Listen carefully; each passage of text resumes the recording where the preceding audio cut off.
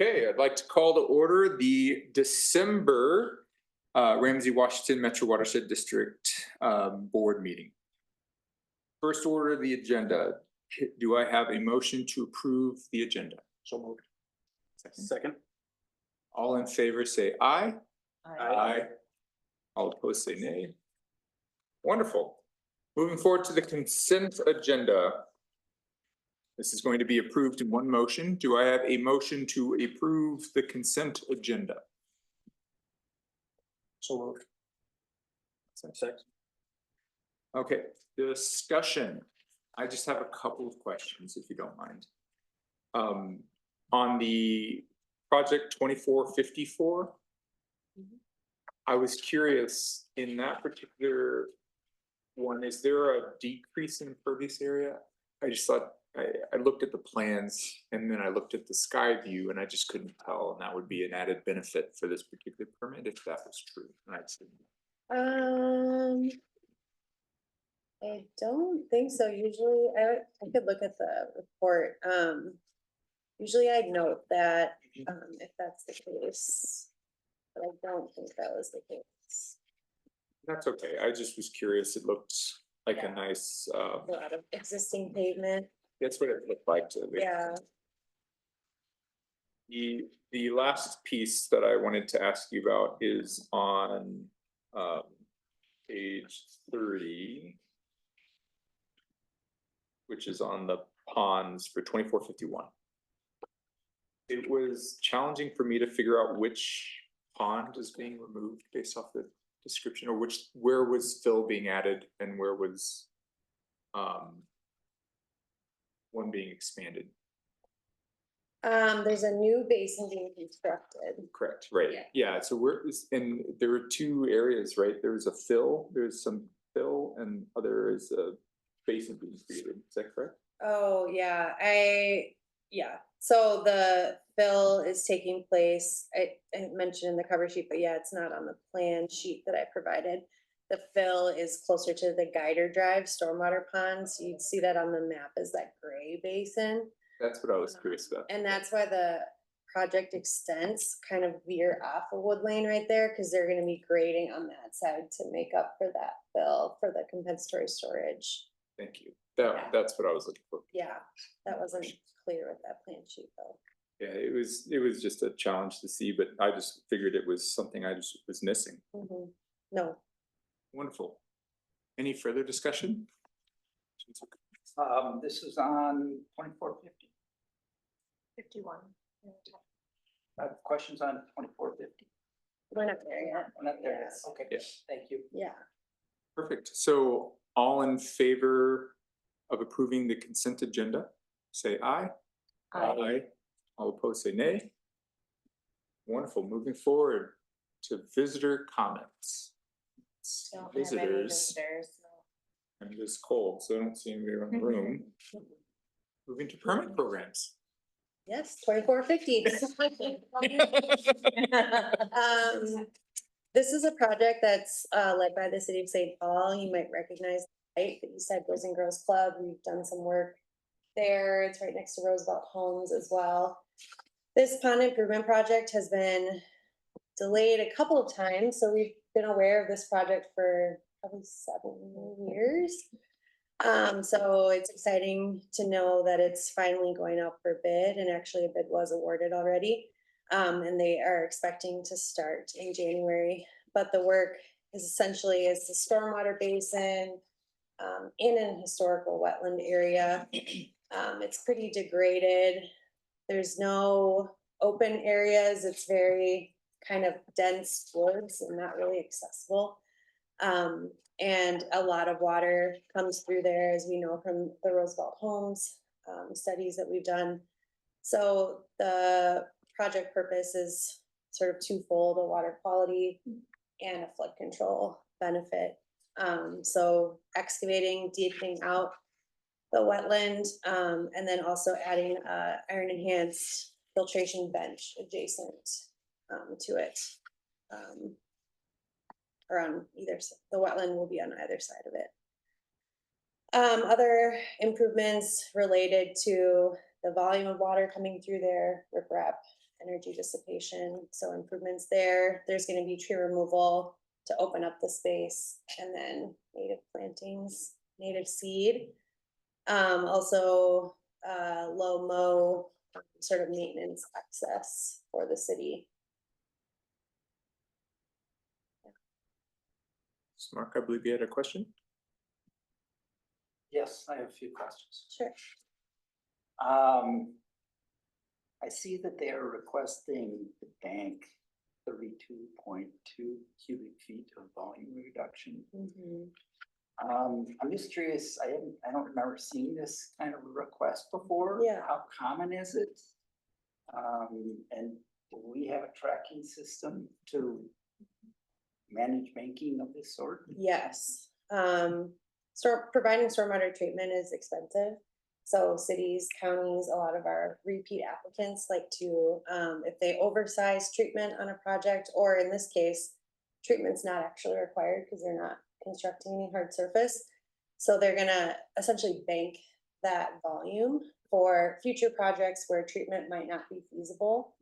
And so they can opt to, it's part of our alternative compliance sequencing in our stormwater rule. If they can't do on-site treatment, that's one of the steps that they can utilize banked credits. So we keep a internal record of that.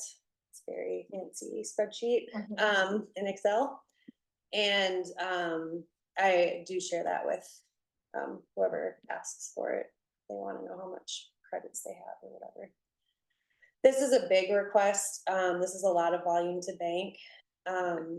But generally speaking, if there are slight oversizing of BMPs, I add those to the bank just for your everyday county or city projects too, so that they cumulatively add up. But So that bank credit is available only to that permittee. right, unless they have an agreement with someone to, if they, like, I know the city of Oakdale, for instance, has an agreement with private development to utilize their bank credits because they have an interest in seeing these apartments going up near the gold line. So they'd have to agree to relinquish those credits. But yeah, otherwise it belongs to them. Got a couple other questions. You mentioned that City of St. Paul has permit authority under Wetland Conservation Act. And I didn't see anything in the packet that referenced the outcomes of the tests. I'm specifically interested, given that we do partner with them and we've known about the project, did they offer a courtesy invite to the test? Yes, yeah. I did participate in the delineation review last year, and Bowser and Barr were there as well, and the city, of course. Excellent. Given that in my reading of the project scope, it appears that the overflow is going to go toward the, I guess this would be to the north, toward the parking lot that we've done some work to reduce floods. And I'm just curious if in the design that we had for that new pond, if this project was taken into consideration. There is a structure, so an outlet structure, so it's not meant to just like overland flow unless the emergency maybe. But since we do know that this is a flood prone area, there was an analysis with the permit submittal to show that downstream 100-year elevations are decreased in proposed conditions over existing. But yeah, they're certainly aware of the work that we've done, and we had a pre-con actually this week, and I mentioned the basin at Roosevelt Homes just west of the lot, and then actually the permeable pavement in the lot. So they're going to be having to really rigorously protect that permeable pavement during construction. They're going to have it all blocked off because the access is going to go next to it with equipment and things. So definitely be watching that during construction.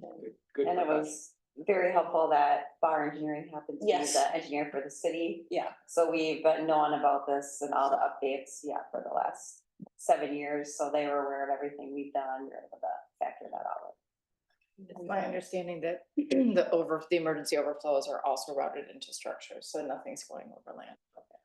Yeah, Are there even the emergency overflow? yeah, so anybody, Structures? yeah, as well? not overland. So we wouldn't really be receiving any of that water. It'd be going downstream in storm sewers. Thank you. Yeah, and I should mention the reason that also that it's not on the consent is there's a variance request enclosed. Just the nature of the projects, there's work in the wetland and therefore the wetland buffer. And there are some areas of permanent impact, a couple boulder wall areas.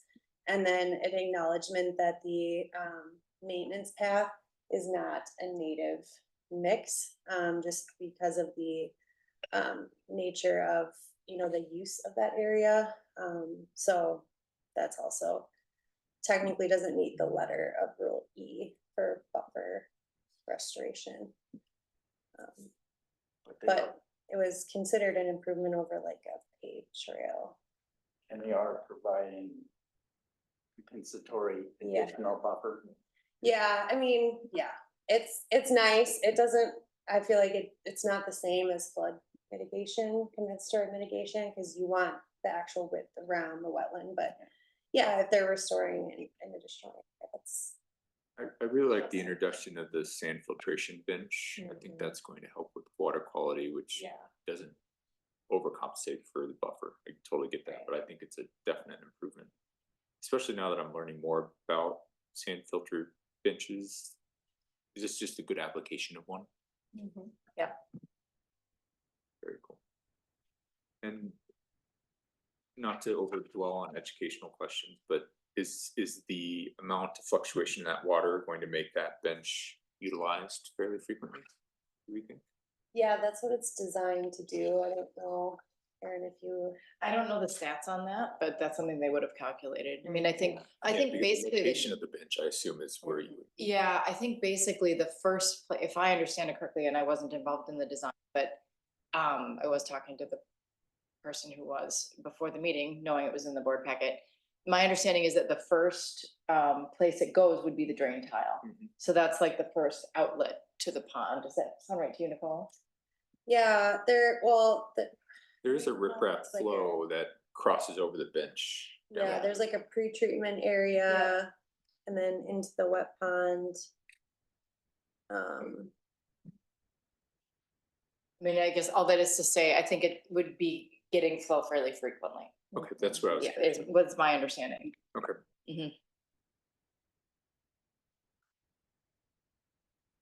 Any further questions on 2450?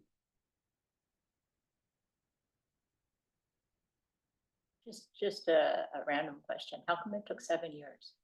What's that again? Why was the project delayed 7 years? Yeah, a lot of it was funding with the city, they were waiting on, different grants, and I think they received a PSAG grants, yeah, so they were kind of awaiting that funding. Okay. Yeah.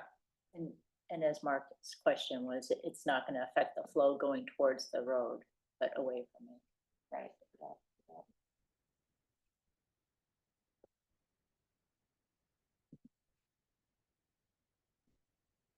Any further questions concerning 2450? Do I have a motion to approve permit 2450? I'll move that we approve permit 2450. I'll second it. All in favor, say aye. Aye. Opposed, say nay. Nay. Oh, no. Let me do that again. All in favor, say aye.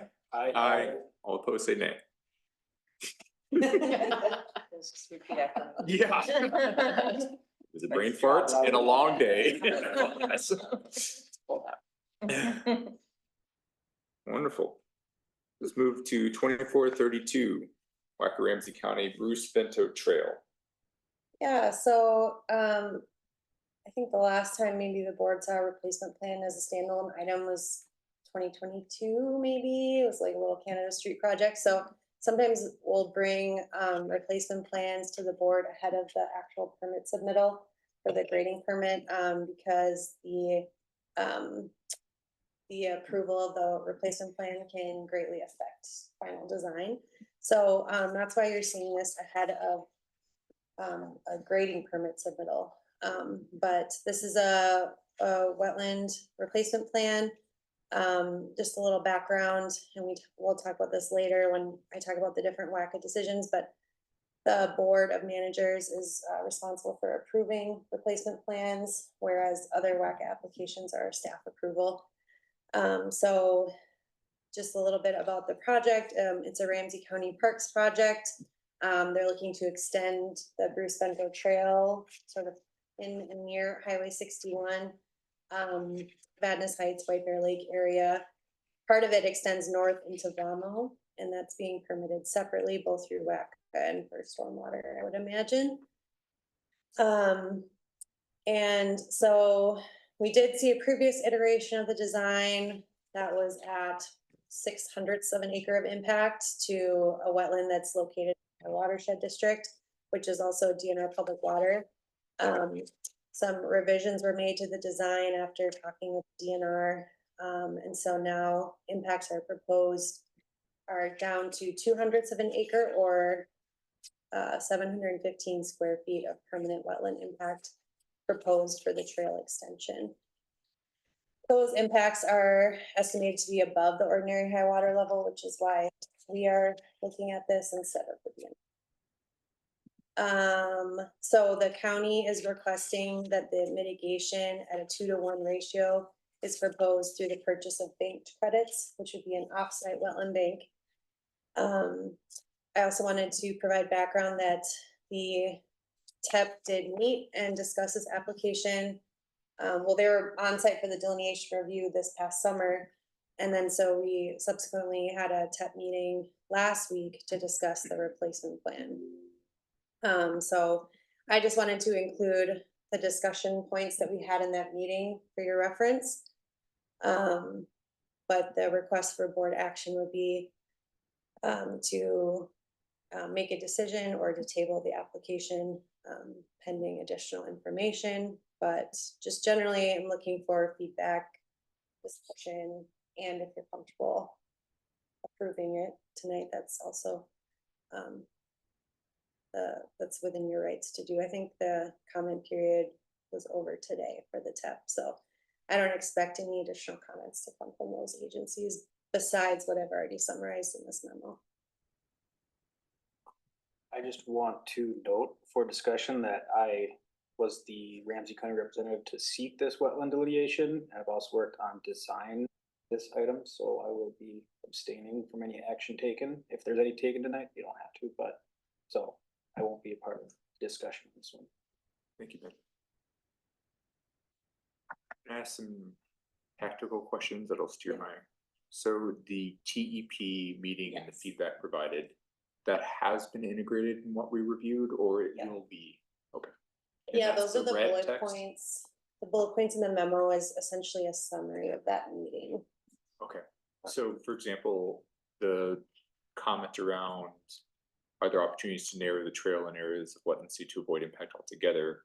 The red text down below in the WACA application reflects the changes driven by that comment? No.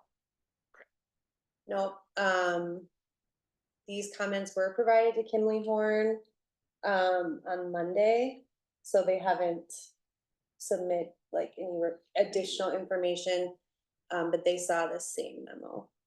So all the TEP comments have been provided to them, but the application stands as they originally submitted. Yeah, because that was just provided to them on Monday. Nicole, can you talk through some of particular bullet number 4, this property ownership consideration? Yeah, so the big question I think the board's gonna be grappling with is on-site versus banked credits for mitigation. And the TEP was discussing, it looked like some of the plan sheets, the parcel IDs were owned by entities other than Ramsey County. So we were just kind of pondering how that would look if there was on-site mitigation for access, for maintenance, for monitoring. Is that all within, I don't know if Ben, you're willing to answer questions? I not can give an answer opinion? questions. Yeah, if there were project-specific mitigation, is it all like Ramsey County owned right of way? Or would that potentially like involve easements and, We don't have any property ownership. Okay. We have easement with Met Council to be on their land with the trail. Same thing Sure. with the city of White Bear. They're giving us permission to be on and operate and maintain the trail. Mhm. So on-site is a Limited to little, that right of little way. trickier. yeah, We looked into on-site. The design team at Kimley Horn advised that it was not the most feasible thing because of the size that they're talking. mhm. Ramsey County is an entity that has a wetland bank, so that is what we are currently pursuing in the alternative methods. Is that the bank in the application? I believe so, the Tamarack Bank. Okay, So I was confused by that. yeah, I think you wanted to.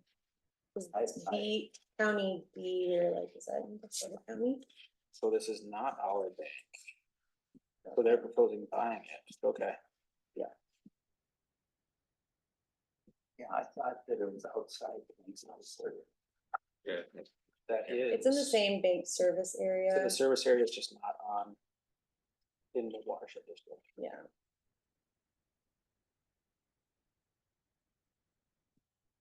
I see what you mean by the red text. Yeah, I think that was a reflection of the changes made from the 0.06. initial, yeah, Mhm. yeah. I just wanted to check. Because Yeah. It wasn't clear to me. Yeah. What, can we walk through the ramifications of tabling it until after the TEP has been resolved, those comments are resolved, versus making a decision tonight? What happens in either of those cases? I'm just trying to understand. So, by statute, we're required to have a decision within 60 days of a complete application. If we're requesting additional information, there's an argument to be made that it's not complete, but there's also pretty flexible, ability to extend that deadline. Even so, that deadline, I think, falls in mid-January, so, a decision at the January meeting would, could happen before that 60-day. I will say that with the TEP feedback received just on Monday, I'm assuming the answer for some of these are gonna be no change. But I'm assuming that, I just don't know, and I'm curious, how do others feel concerning the TEP feedback summary provided? And the desire to have answers, responses to that feedback before moving forward? What do people feel about that? I thought that the TEP panel raised some very valid, good points. There are some kind of legalities, not clear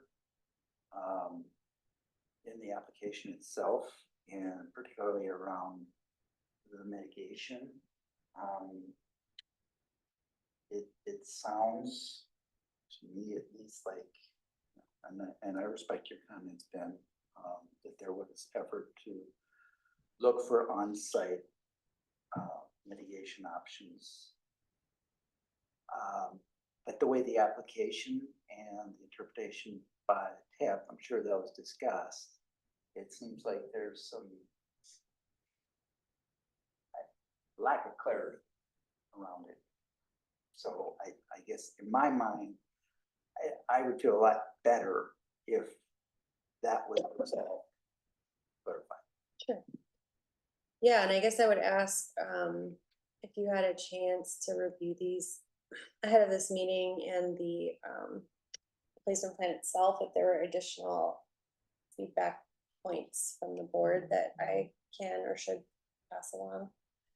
I think another piece too that might bring this into better focus is, we're meeting with Kimley Horn on Friday to discuss other watershed rule implications with regard to this project, stormwater, floodplain, So, right now I don't have a clear picture on whether those other rules are proposed to be met, or if there are difficulties doing that as well, so it could inform our understanding of why on-site wetland mitigation may or may not fit, if they're thinking about other rules that they need to meet.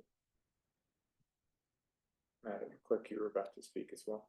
Yeah, my sense was it's unlikely that substantive comments are gonna materially change it. I was prepared to vote yes today, but on the other hand, if we're gonna vote, I mean, I'm not being cynical, but we're gonna vote yes the first week of January, just with a little bit more information. So it seems like there's very little risk to this board. And I wanted to double check, it is an approval of the plan and we're still going to see the permit that comes through. And that's when the due diligence and the work that you were talking about with the rules are gonna be Yeah, other heavily rules. scrutinized.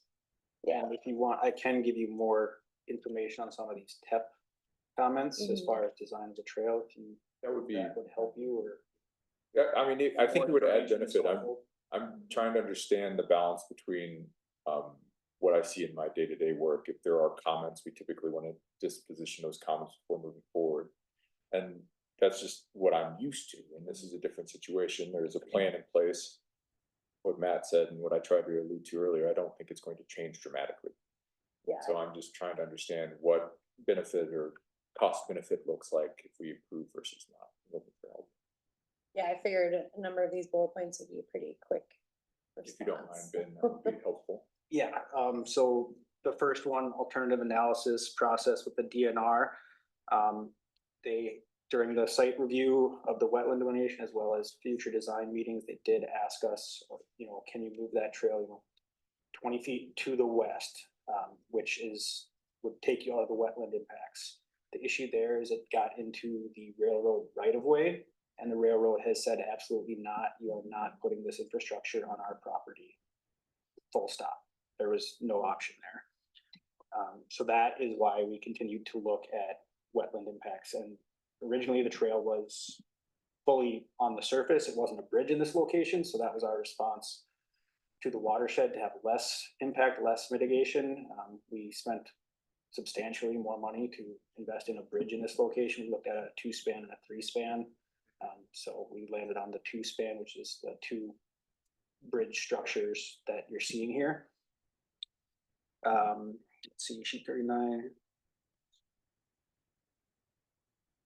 Considered that one, I would have to, the second bullet Feels point. like the permitting process will cover bullet 2 in my. Yeah, and I'd have to lead you more to the specific project manager who's had more discussions with Kimley Horn in that one. The trail width comment, typically a regional trail, as stated by Met Council, is a minimum of 12 feet. They will accept you going down to 10 in certain circumstances. When we were designing this trail, we considered it, but when you look at the cost benefit of trail experience for people to go down to 10 feet for a short section, we felt it would be better to keep it at the 12-foot minimum in this area. So we did consider that. That's a good question. Yeah. Since the impact area for the wetland is actually associated with the bridge, Mhm. I'm assuming it's the bridge piers. Mhm. By narrowing the trail across that area, would that have any consequential change to the piers? No, you probably wouldn't see anything change, once we no, went to right, bridge. that's what I was Yeah, that was, before we even went to bridge, we looked at, okay, do we go to 10? We ruled that out, which led us to a bridge. And I think I already spoke to the 4th bullet sheet. Mhm. The 5th is just going to happen when you mature the development. There's not much on, the 5th bullet just looks like it's a comment on, hey, it's gonna be challenging to veg in a natural way. Yeah, that was just a discussion, because everyone that was in this team's call last week was also on site looking at this wetland in person in July. And yeah, and we see this with a lot of urban wetland areas, but particularly with mitigation that's very small in area, that it's difficult to combat the surrounding weeds. I mean, we've seen that on our projects, frankly. So that was just something that, I think Bowser brought up. I'd like to propose the following, because when I look at the outcome that we're trying to do, nice walkway in that area, they've done a lot of work to minimize the impact already. And I think they've done a commendable job, and it serves a very important purpose. Given the feedback that you've provided here, Ben, I think it's helped me get to comfort level of approving the plan and allow it to progress into the permitting phase. That is my opinion. So I'd love to hear others.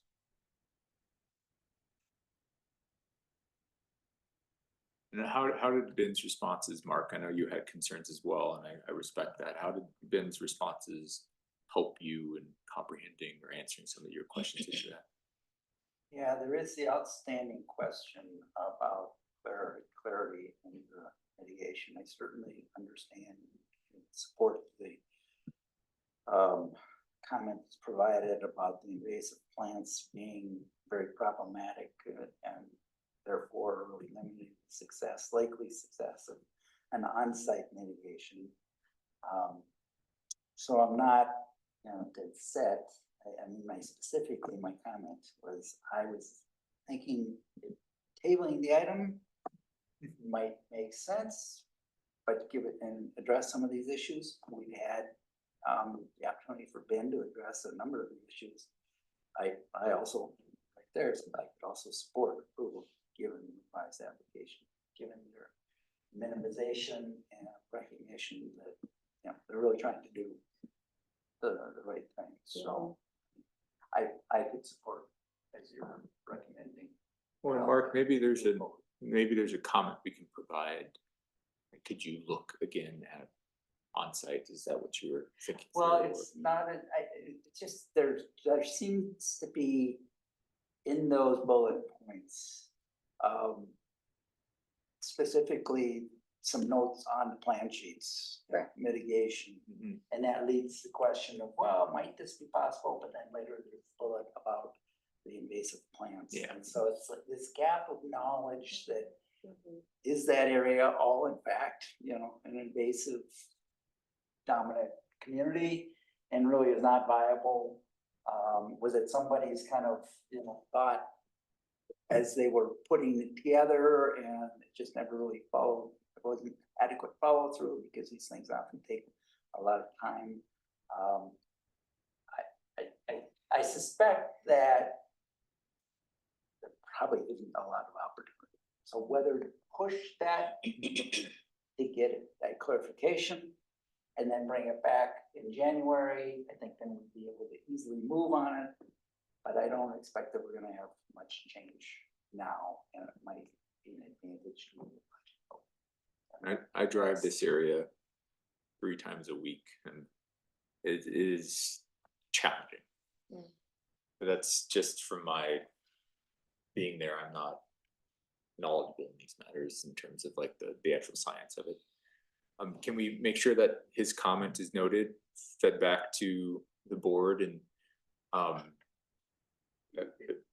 is there a way that in the permitting action that clarity could be brought, that we essentially approved the mitigation replacement plan, but we had some questions about, and if those questions could be clarified during permitting.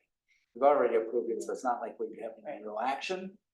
Yeah. But at least it kind of. You could list approval conditions in a notice of decision. So for example, we could For this particular WACA application.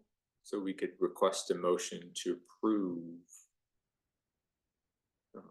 this WACA replacement plan with the condition that they investigate.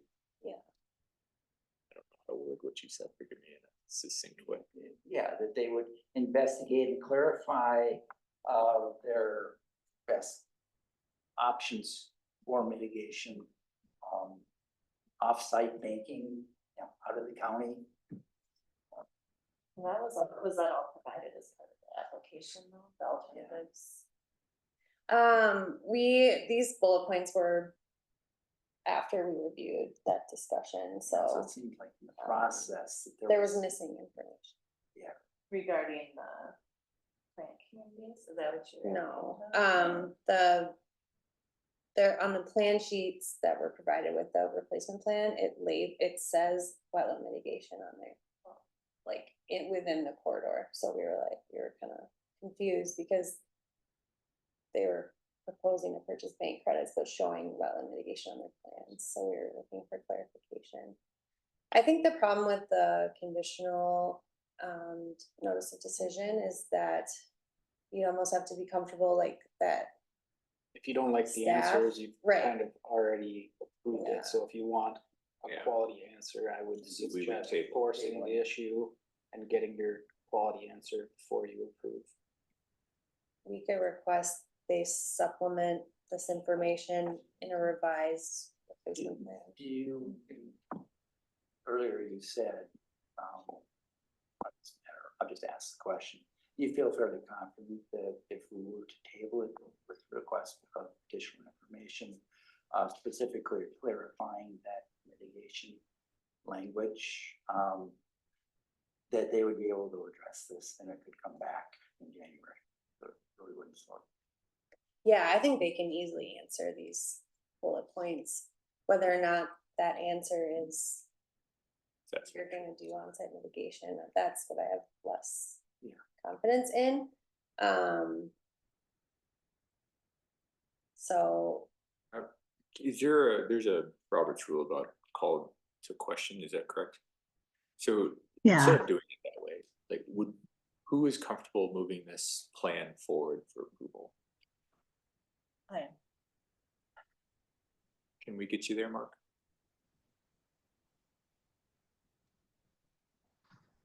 I mean, you could really just call the question and someone can make the motion and second and any further discussion, and then you can vote. And the question is the timeline, right? If you don't act within that 60 days, it's going to be deemed approved. So you will want to either, make sure the next January meeting's within that 60 days, or then no action means it's been approved. Or the other question is, if that answer comes back not favorably the way you want it met, would you still vote for it? I mean, I think that's something to think about if you want to try to move it forward and how you're going to vote tonight. But certainly you can just make a motion and people can vote the way they feel tonight, or you address it in January. But just be mindful of that 60 days, because no action will mean it's adopted. Yeah. I would prefer to send that. Can I say thank you, Tracy? That was an excellent point that you made, that it may come back not really improving the situation. Is consideration. Yeah, calling the questions. Okay, well, so let me ask you this, do I have a motion to approve the WACA replacement plan? I'm not gonna read the rest of that. So Do I have a second? A second. Okay, so what I will do is I will call to vote. We will do a roll call vote for this. Sure. And so if you don't mind calling the roll, Sure. we'll go that direction. That's fine. Abstain. Yes. Yes. yes. Stephanie Yes. and Beth. Yes. Okay, motion or the plan has been approved. We'll look forward to the due diligence that comes with the permit. I'm sure we'll have more questions. Thank you for the discussion. Yeah, thank you. Looking forward, enforcement action report. Okay. There was a lot of content with that one, so I do appreciate it. A lot. Pictures. Yeah. Yeah, I think the general theme for construction sites is, while we still have a lot of active projects, I think Mary and I were talking this week, it seems like no one shuts down for winter anymore. But the areas that are being shut down, or even if it's just part of sites that are gonna be inactive, looking for that, soil stabilization.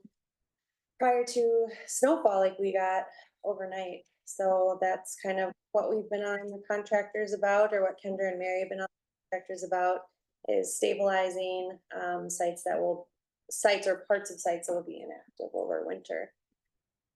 So we provided they provided some photos of what that might look like on some of our currently active sites. And then the WACA discussion, I think, was born out of a question from the last board meeting.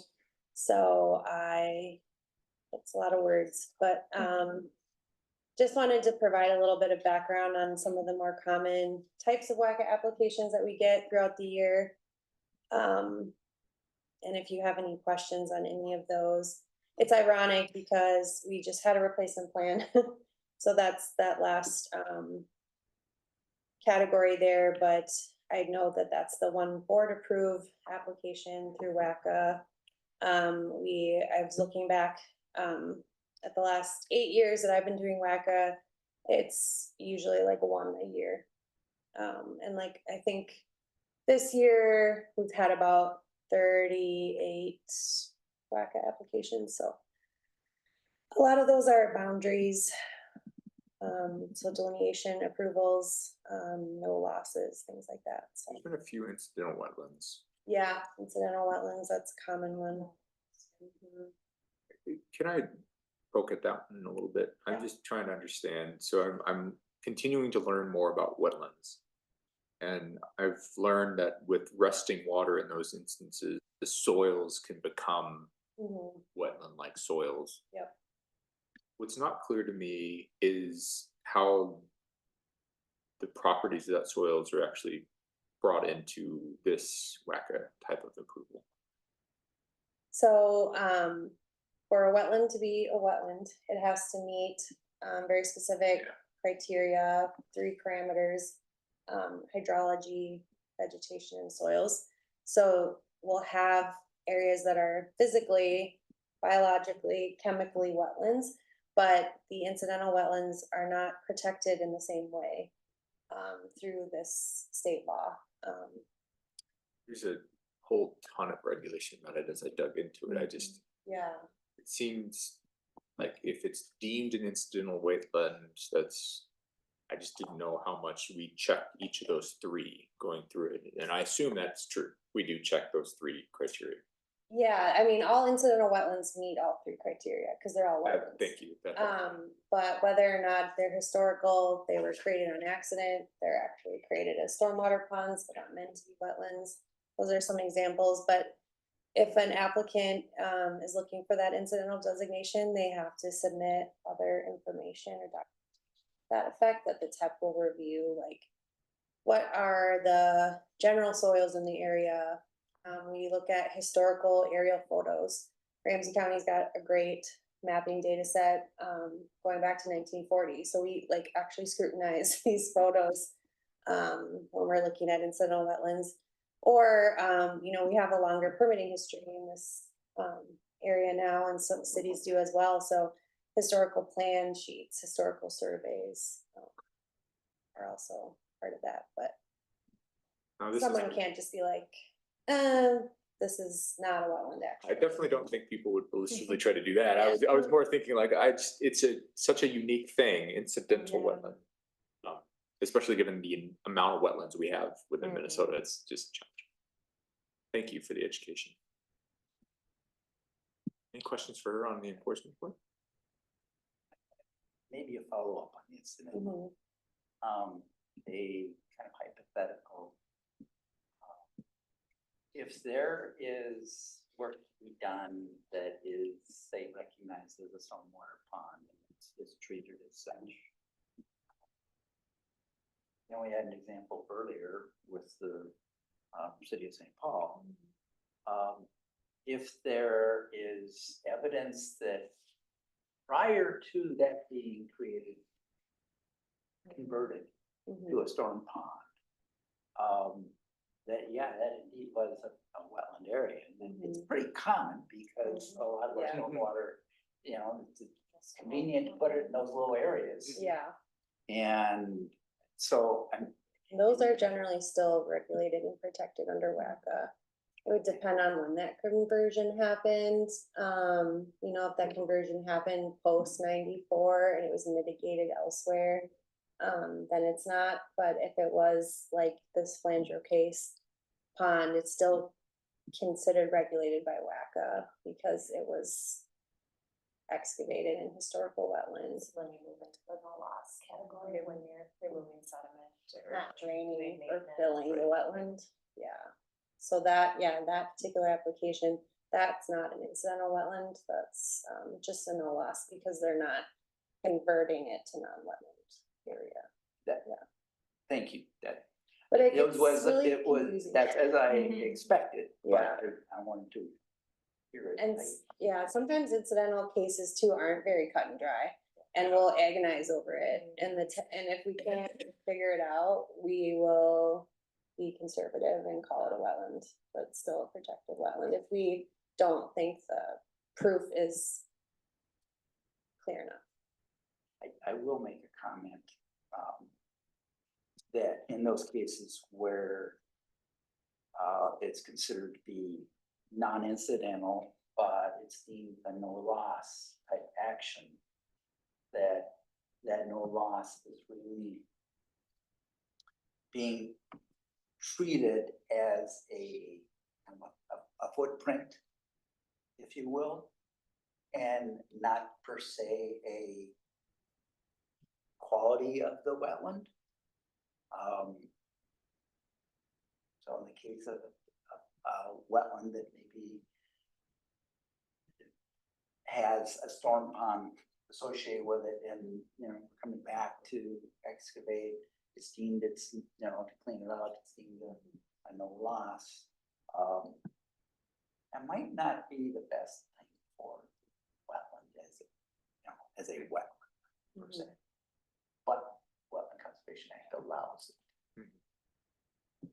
Yeah, they're looking at area and type, so Yeah. plant community, but not necessarily quality of that plant community. Yeah. So that's the kind of struggle sometimes. Yeah.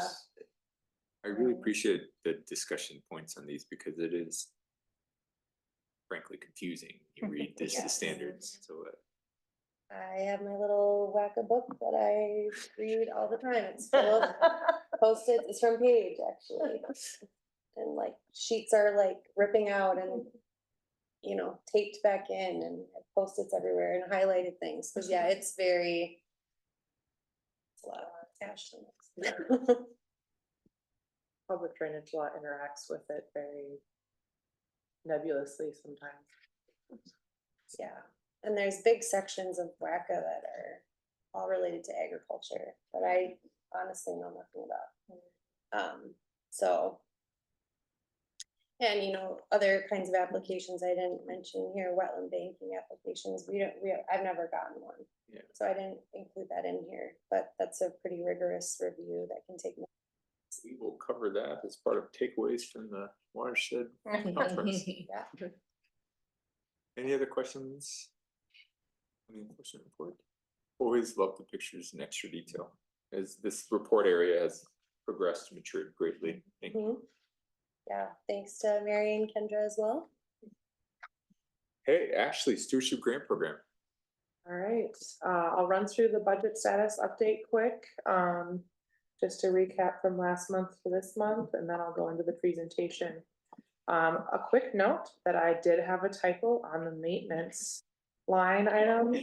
Those should be the same last month to this month. So with that, there have been no applications approved since the last meeting, because we did actually close the program applications because we hit close enough to our allocations. So And that increase was a typo too. so on the first line, that is not a Okay. typo. Okay. I do have a note to point that out. It is not a typo in this spreadsheet. It is a due to typos in the tracking spreadsheet. And so as I was going through and updating all of the projects, I found a couple of fat finger marks where we were, 26,000 got entered in versus 27, and then another one, so. Gotcha. So there's a little bit difference there on that first line under the homeowners.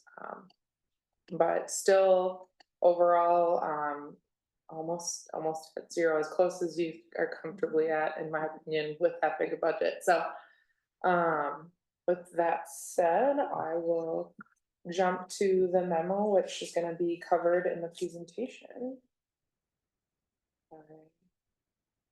And work to Zoom.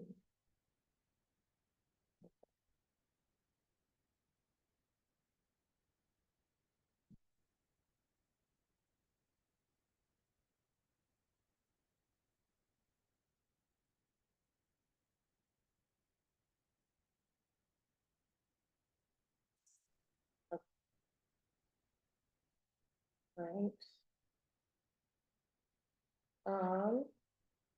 So just a quick highlight from the year in review, we had 54 different grants approved.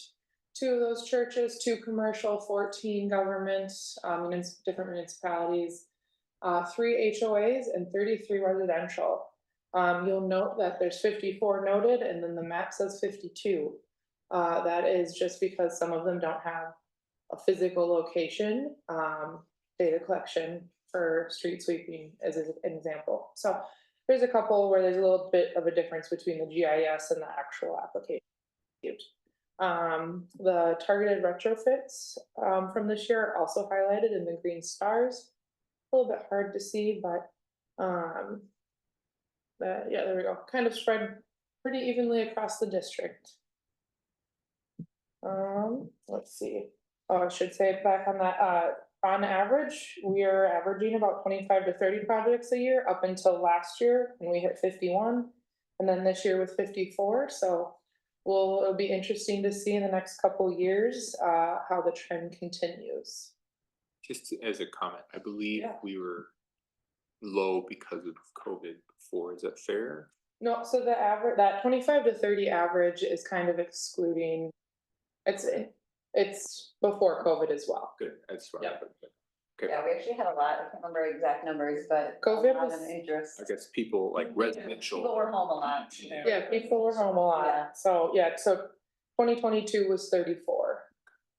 So, let's see, Good job championing it, you and Paige. hey, it's really easy And to Lauren. walk into something so successful. Yeah. This is just a highlight of the different categories that had projects this year. You'll note there are no non-high priority or non-priority areas or shoreline restorations within the commercial school government category. And so a decent chunk of the budget did go into those priority areas, which is great to see that a lot of that money is going into those high priority watersheds.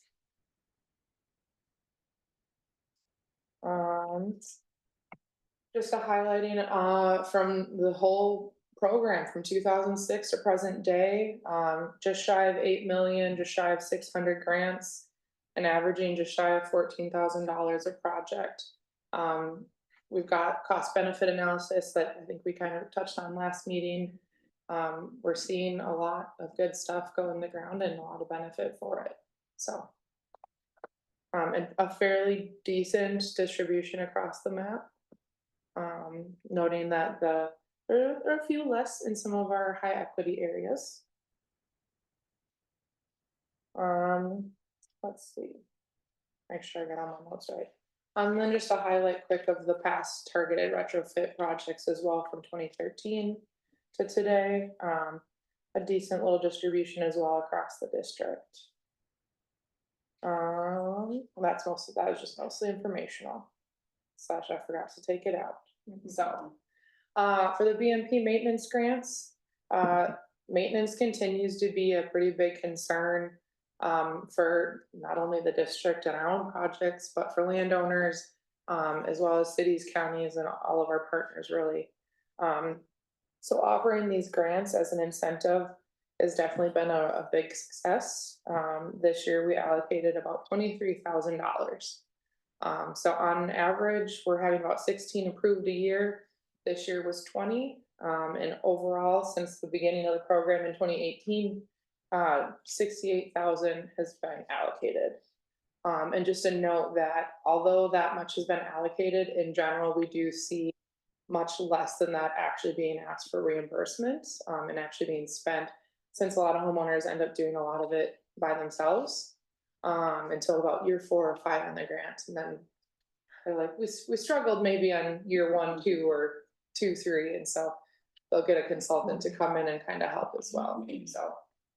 Overall, I would say 2024 was a pretty big success in all of our categories across the stewardship grant program. Can I ask you a quick question? Yeah. Ashley? So those 28 grants for the BMP maintenance, those are Mhm. primarily residents, or is it also in the? church? There's there are some HOAs, for the most part, they're gonna be single family homes. I don't know that there was any municipal partners that participated in it, Just curious. Okay. so. Available to them, but. I think the dollar amount is at that point where it's really getting to the residential, smaller basins versus other projects. How about schools and churches? I'd have to, in the history of the program, yes, there are churches and schools. I think one of the first ones that I finished with reimbursement this year was the church. Shepherd of the Hills is finishing out their 5 years, so. Available to all, but definitely people. There are different groups that prioritize it. And I would say with churches, they try to do a lot of volunteer. Mhm. They do, yeah. We've seen, I think a few churches have started asking, they've seen some declines in attendance and getting some of that volunteerism, and so we're seeing a little bit more of an uptick. I think HOAs as well are starting to really glom on to the, oh, hey, we can get help with this, let's do a project and then we can get additional maintenance money, so. Jumping into 2025, this is basically the same map that was from last year, other than we updated the year. So staff are proposing to continue with the same priority sub-watersheds. So no changes with that. What would trigger a change? TMDLs, Okay, good. Change of the impaired waters. yeah. This is also titled priority sub-watersheds, but noting that the yellow lines are the priority sub-watersheds, and then the blue with the gray shading is our equity areas, which are the social vulnerability index from the CDC. The dark blue is going to be our highest areas of equity interest, with the gray being the lowest priority. You all do such a good job championing with different corporations, churches, schools. Have we really taken a magnifying glass to these areas of high vulnerability to see if there's some community spots that we could really target? Yep, so actually, I've got a note here and it's referenced later on in Lauren's report as well. So this year and then moving into next year as well, we're running a pilot with the East Side Community Group. And so they have an AmeriCorps volunteer, we have Cooper with Green Corps, and we're utilizing both of them to do door knocking and do some extra outreach in these targeted areas. We're starting with East Side because we have a good relationship already with the community organization, and we know that that's one of our highest priority areas for equity. So it was cut a little short this fall, but we're definitely interested to see how it goes next year. Yeah. As a pilot, and then see kind of what other areas we can target moving forward. We've also been pretty involved, I think we need to re-up this a little bit, but with the East Side Area Business Association, so East Side of St. Paul, so spreading the word with business owners on the East Side of St. Paul. Yeah, as I look at the map that was reached in 13 to 24, I know there's more churches in that area, there's more schools. So like if we pick one, we get one to bite, that would be awesome. Yep, and so we do, so like the neighborhoods that we targeted this fall with East Side, we did, kind of zoom in to neighborhood level, like a 4-block radius. And we're like, we stayed away kind of from the Boys and Girls Club and pushed out a little bit further. into neighborhoods where they historically have no stewardship grant projects. So we are looking at that small scope and then also at the big scope.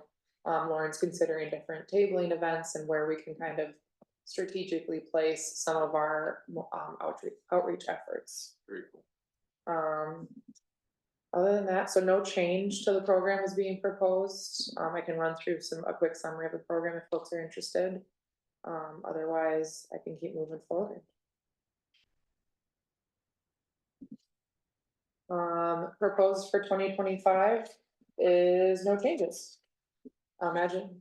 Just one quick Yeah. on that. So enhanced street sweeping seems like that really created a lot of interest. I assume that interest is going to still be present and we ate that 250 very quickly. Does it still make sense for us to keep it at 250? Are we still in the learning phase? So the interest was there, the execution, not so much. Thank you. So the 250, I would say we're still in the learning phases of, because for the last couple of years, and jump in Paige, but we've targeted 5 specific city partners. Yeah. And even there, this year, like Little Canada chose not to participate. So like 100,000 of that street sweeping actually got approved at the last meeting. So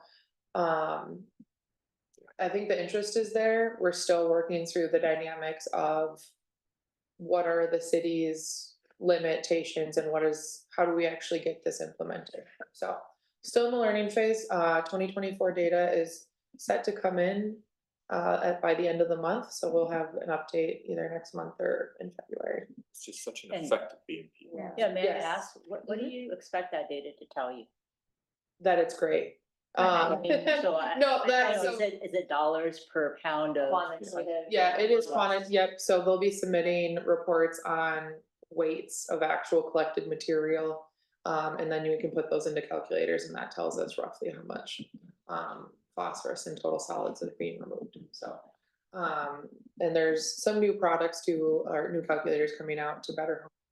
Bar has a great water quality tool, I forget the exact name, that was used to estimate the initial quantities expected for enhanced street sweeping. And so a lot of what past 2 years of data has been is kind of checking what does actual data look like compared to the model, and it's really close. And even if it's off by 50% or more, it's still, from a cost benefit analysis, a very good BMP. So. I'll add one thing too, Val, along the lines of your question. So we reserve this 250,000 for street sweeping, but if we ever get more requests, we can We still can bring go. it to the board and Yep. we could allocate other funds for that. So, may I ask, this is the proposed 2025 grant.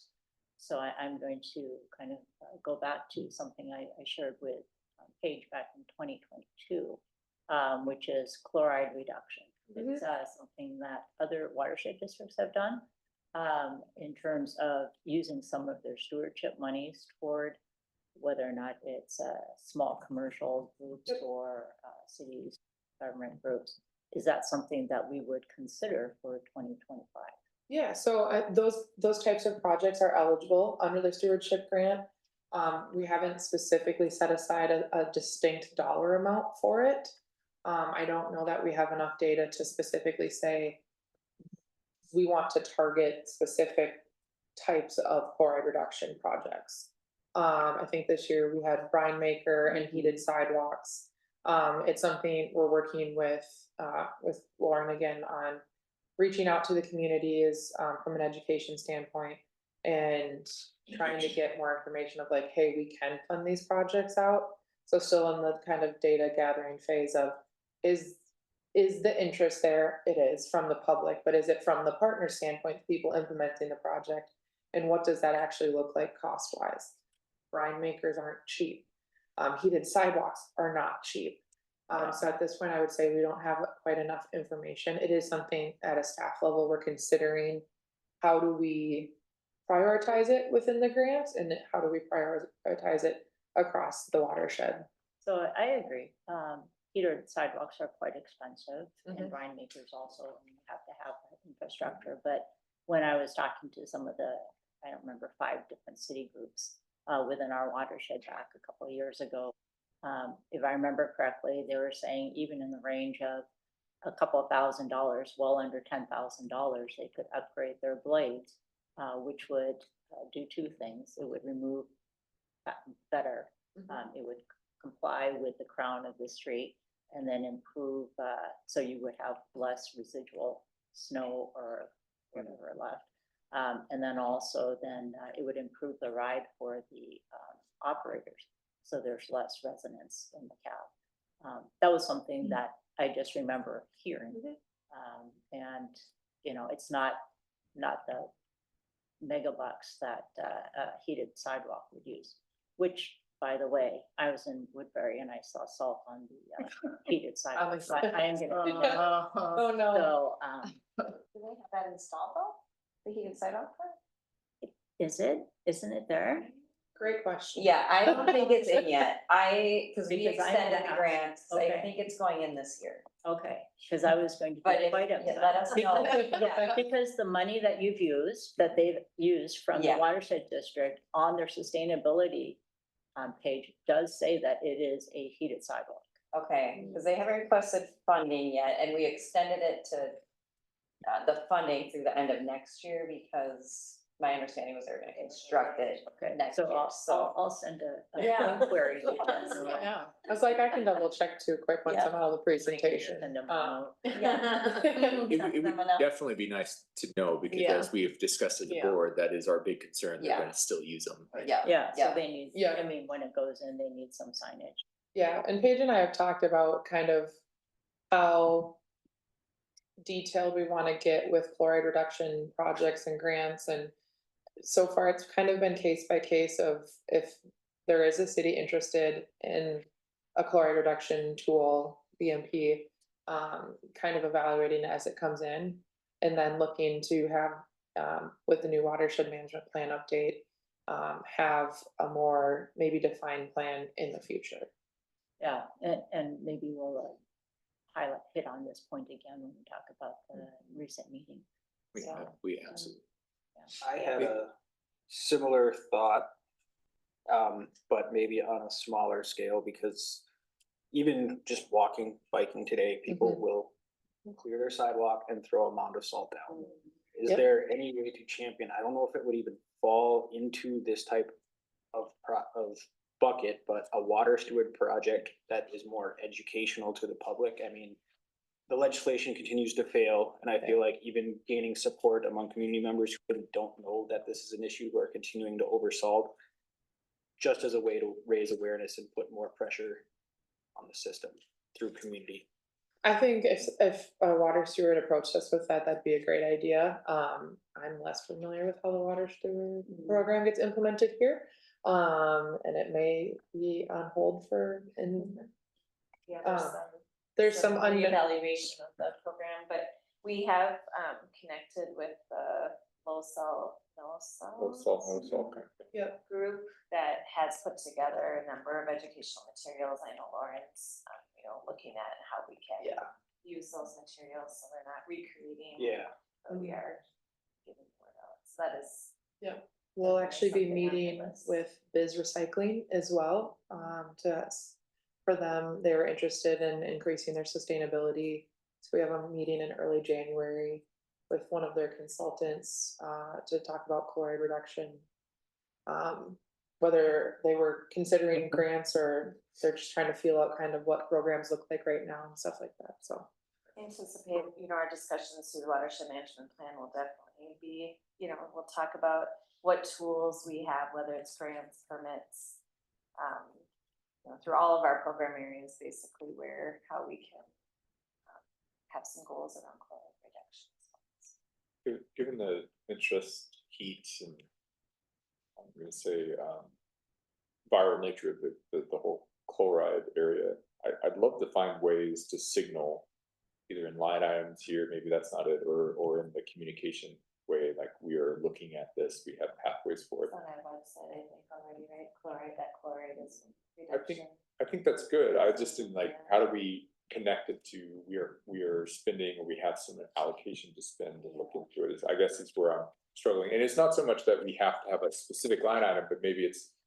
We call out these two things, or where if you are interested in chloride, that's what you pursue. So I think we've been a little hesitant. I don't know that it's specifically on the website, Yeah, I but don't right now know. we've only been targeting our cities. So it's not Okay. something we want Public. public until we have a more formal and go through all these other things. But our cities are definitely aware. They don't ever hesitate to ask us for money when they want. Well, Have an idea, so, and they are aware, you know, we promote like, hey, what's doing this, doing this? Yeah, so What's doing I this? was looking beyond, I know you have an excellent relationship with the cities, and actually the cities, counties, state have been working a lot on fluoride, but it's, you know, the individual contractors, and because there is no mention of salt, then it's a question of contact. One last comment, just because I am a happy recipient of the stewardship grants. Is there a way to maybe, or is there a thought that we would put a tag on the stewardship grant recipient to say, and I agree to participate in educational outreach? Just a question. On behalf of partner with the city, or I'm sorry, with the watershed district, or. As far as like spreading the word a little bit and. Yes, yeah, so just a question. Yeah. Small follow on that. In LEAP, we give, signs. Do we have signage for the stewardship We grant? do, yep.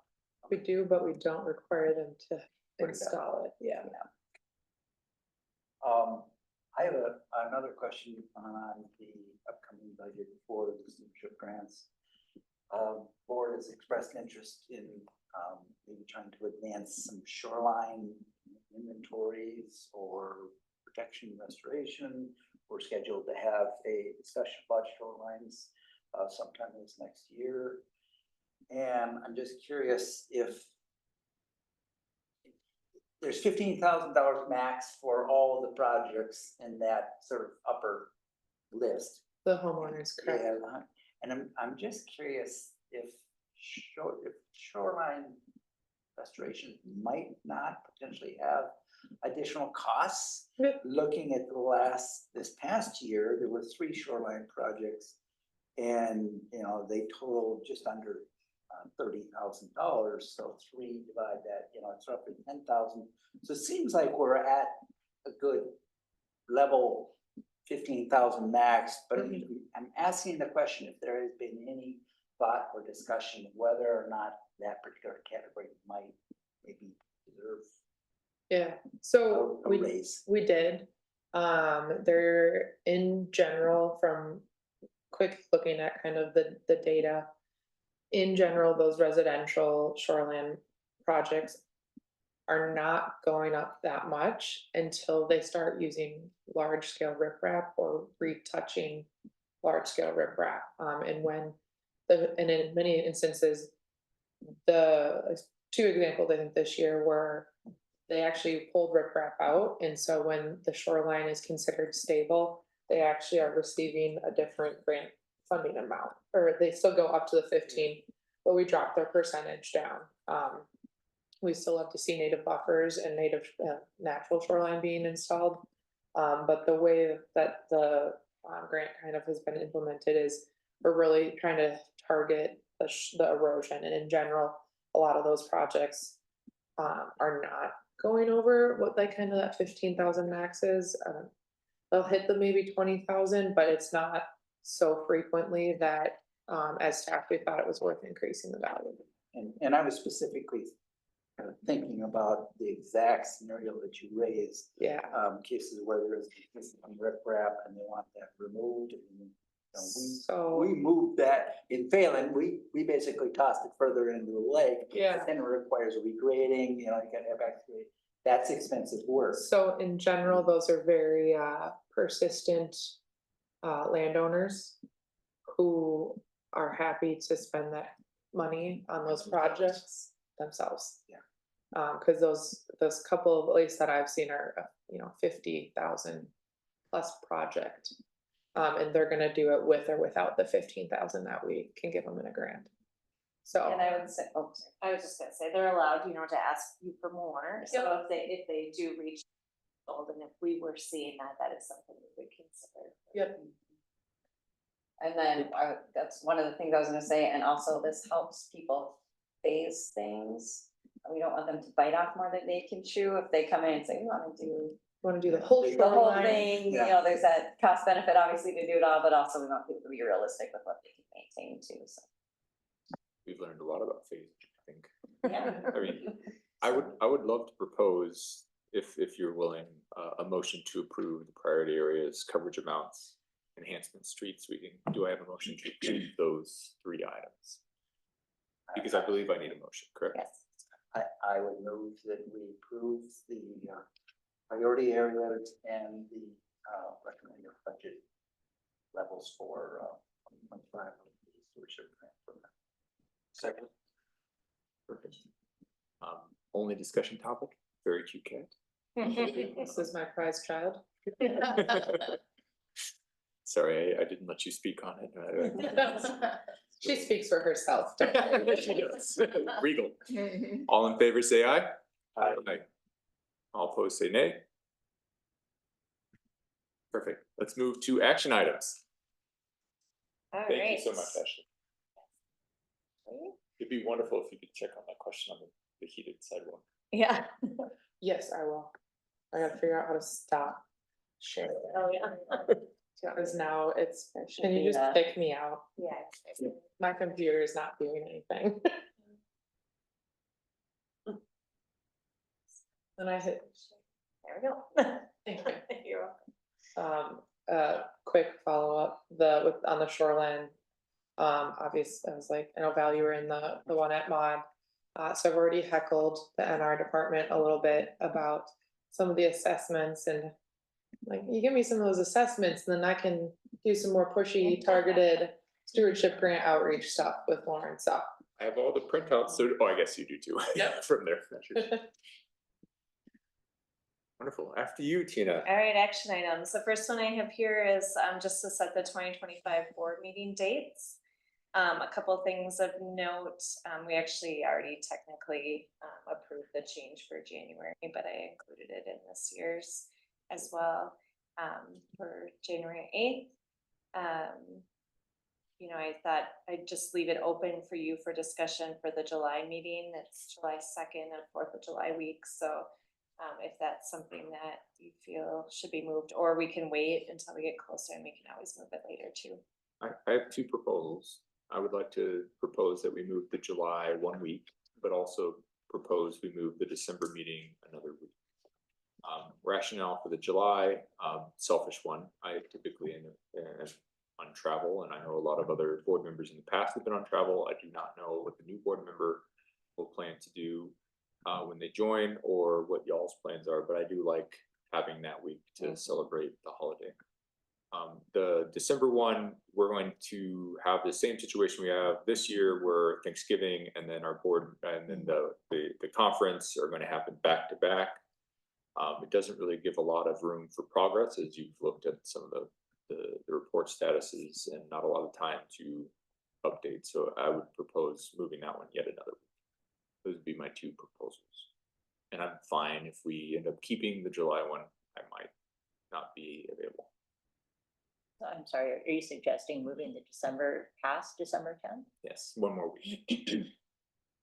Well, And I'm comfortable if you push back on that. I'm just thinking I through. just question it because it's gonna pinch the next one down to January. 2 weeks or whatever. Yeah, the only thing is that the January meeting in 2026 is the 7th, so it is like as late as it could Okay. be.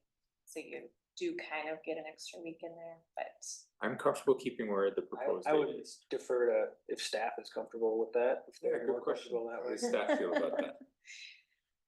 for the December, Yes, let's start I mean, December, work backwards. selfishly, it would be nice. I would just do, but then this is board packet week with the holiday. January Yeah. 1st. But yeah, it would only be 2 weeks then for our next packet. That So was my January kinda- would be- It's a good point. It's a But- very good point. I'm just trying to think through. Thanksgiving was as late as it's typically gonna be. I haven't looked, but I'm thinking of it. Okay. so, Again, It's the is it- same. It is, okay. Yeah, and I mean, I'm used to doing packet over the Minnesota Watersheds Conference. I was telling Belle that I was out of town over the Thanksgiving holiday too, so I really didn't get, as far ahead as I wanted to be. So normally I would be a little more proactive, but I am comfortable keeping that if the staff is comfortable with the date. I'm comfortable with keeping it, but I would like to propose moving to July 2nd. Keep that on the table. Are you all comfortable with moving it to July 9th? Yeah. That one I have no issue with. I'm not gonna either way.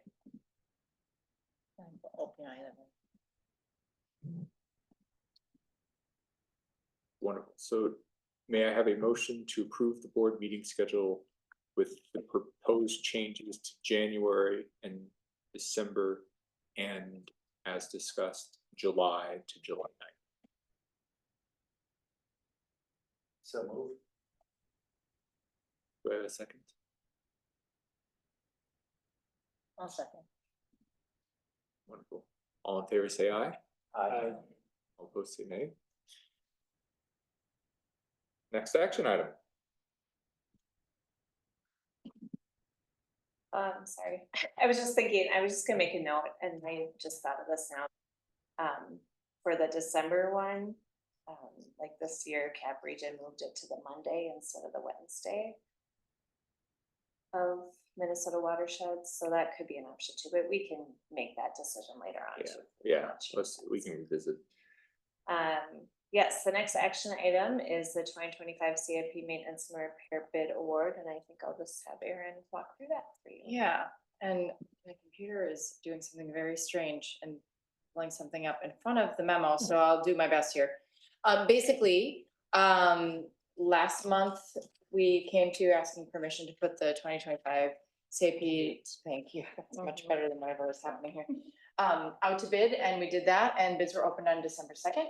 We got 4 different bids, and those are presented in the board packet, as well as a description of and reminder of what is in that bid package. And basically, is this a touch screen? Okay. Give a mouse. No. Okay. What am I doing? Basically, we had some familiar folks here. The lowest responsible bidder was really terrible. There we go. Fitzgerald Excavating. They have been a frequent low bidder on the CIP. We've worked with them many, many times. And then a couple other companies. I personally don't know Equity Builders and Construction Services, but Peterson and New Look Contracting are also familiar folks.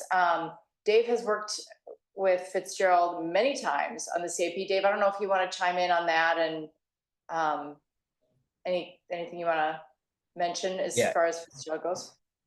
Nope, I'm satisfied with him. I've had good work with him. He's done good work for us in the past. We've had to have one heart-to-heart. I mean, gosh, what, 5 years ago now? But since then, I mean, super good quality work. And for this year being so pond heavy, he's a contractor for a job. Yeah, he tends to go after those kinds of projects. I will say, it was kind of nice to see that the bids were relatively close from low to high.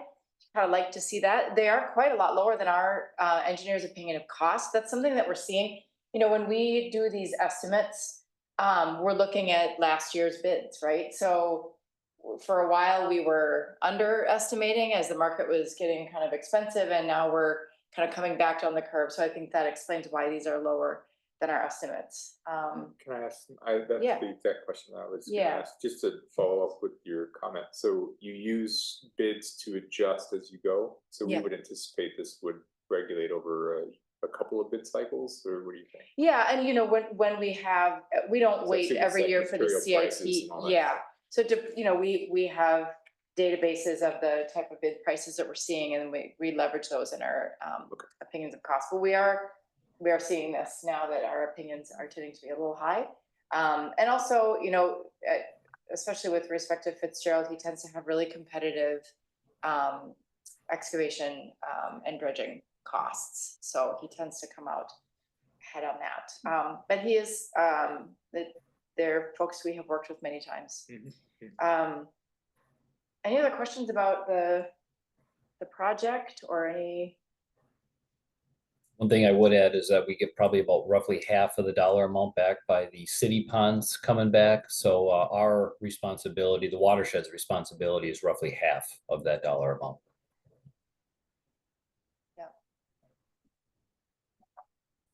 And as far as I understand that for the dredging projects, some of the ponds are still waiting on cores to figure out the nature of the material, whether it's requiring storage at a disposal facility or not. These bids are including the potential cost to have to dispose the material. So these are conservative, and so the actual prices could decrease if they find materials that they can that they don't have to landfill. So let's get a motion on the table quickly. Do I have a motion to accept the bids and award the 2025 CIP maintenance and repair projects to Zero Excavating and direct staff to prepare and mail the notice of award, prepare the draft agreements, and review the required submittals? So moved. I have a second. I'll second. Wonderful. Further discussion? Any questions here? Wonderful. All in favor, say aye. Aye. All opposed, say nay. Fitzgerald is a very recognized name. Yep. Okay. I'm excited about this. After you. All right, here before you is the final 2025 budget and certification for the levy. You know, as you know, in September, I had proposed about a 4.88% and said that we would refine it as we go. The board had shown interest in, you know, achieving a 0% increase in levy funds from year to year, and that is achieved in this budget. There's no considerable changes to projects or programs. You'll see that there's some tweaks in there, some real minor things up and down based on some project and program refinement since that time. But most of that was just based on our looking at that carryover funds again and what we can achieve for next year. I assume the CIP bid that came through also helped us. Yep, that is reflected in Fairly here, substantial and help. not that it doesn't actually matter for the levy because our flood risk reduction fund is already funded fully. But you know, there is a significant change because one of those projects is, while we'll plan for it in 2025, it actually won't be constructed until 2026. So you know, we didn't need to levy any additional funds in 2025 for any projects in that as well. I applaud this effort. The dollar today for a lot of these families is stretched as thin as possible. So hitting to a 0% this year, I believe, is the right move. So thank you. Could you take one short moment and just walk through again on the changes, especially on that flood risk reduction fund? Yes, and I should have something about the screen here so I can talk specifically. Is there a way that you could share the spreadsheet or whichever you do? It's not necessary if you don't. Let me just, well, I can share the 2025. It's page 125 is the one I was thinking. All right, 125. Yes. Okay, let's make that a little bigger so we can see.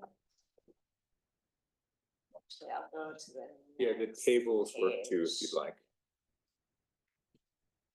Okay. So some of the things that I changed in here. So the Ames Lake area improvement design. So that was the one that we had requested grant funds for.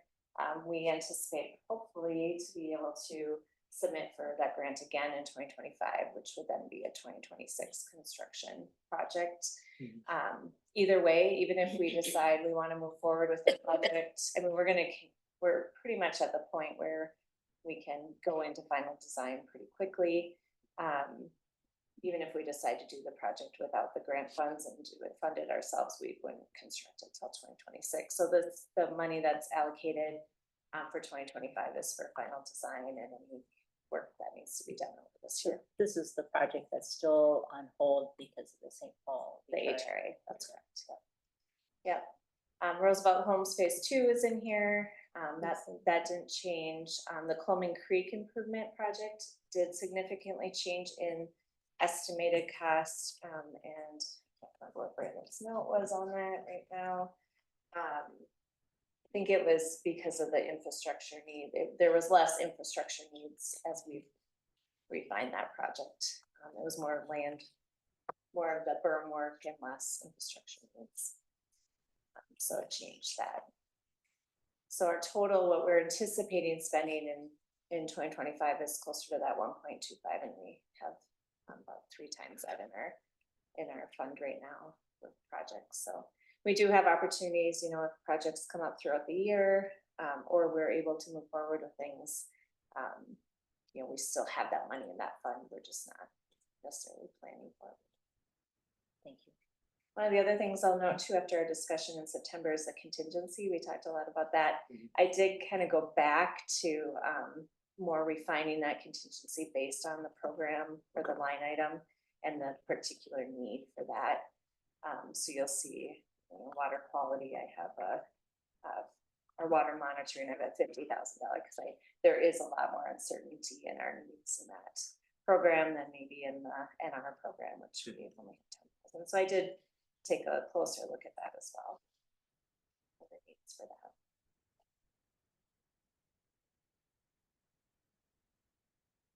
Otherwise, looking at like the budget status report and one of the things, well, this is a small item, but for instance, the health and safety program. Joe is our in-house safety coordinator. He's been doing a really great job about getting trainings for staff and supplies for our trucks and stuff. So we have seen, an uptick in that, making sure we're on top of some of those things. So I did increase that, but of course that's a small item, but that's one of the ones I specifically noted based on our overspending in 2024 and needs for 2020. This is the same viral video, Joe. Same viral video, Joe. Yeah. Very cool. Yes. This is wonderful. Thank you, Tina, for the work. Do I have a motion to approve the proposed fiscal year 2025 general fund and CIP budgets and adopt resolution 2404? So moved. Second. The discussion, questions? All in favor, say aye. Aye. Opposed, say nay.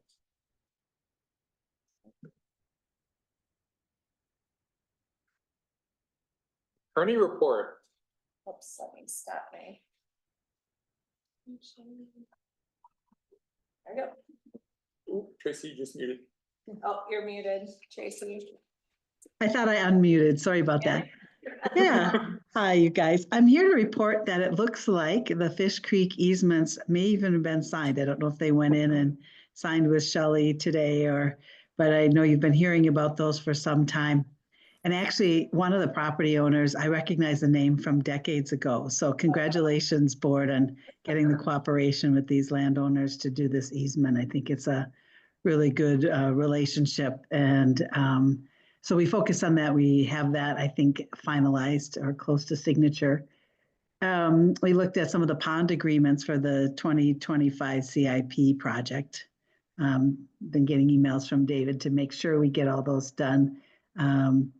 And then, of course, we finalized that volunteer waiver. And this isn't quite official, but since I'm the grandma, I can announce that Lauren had a little girl last week. So you'll be seeing my face at the meetings for the next about 3 or 4 months. Congrats to Lauren. Oh, yes. Yeah, it's all very exciting.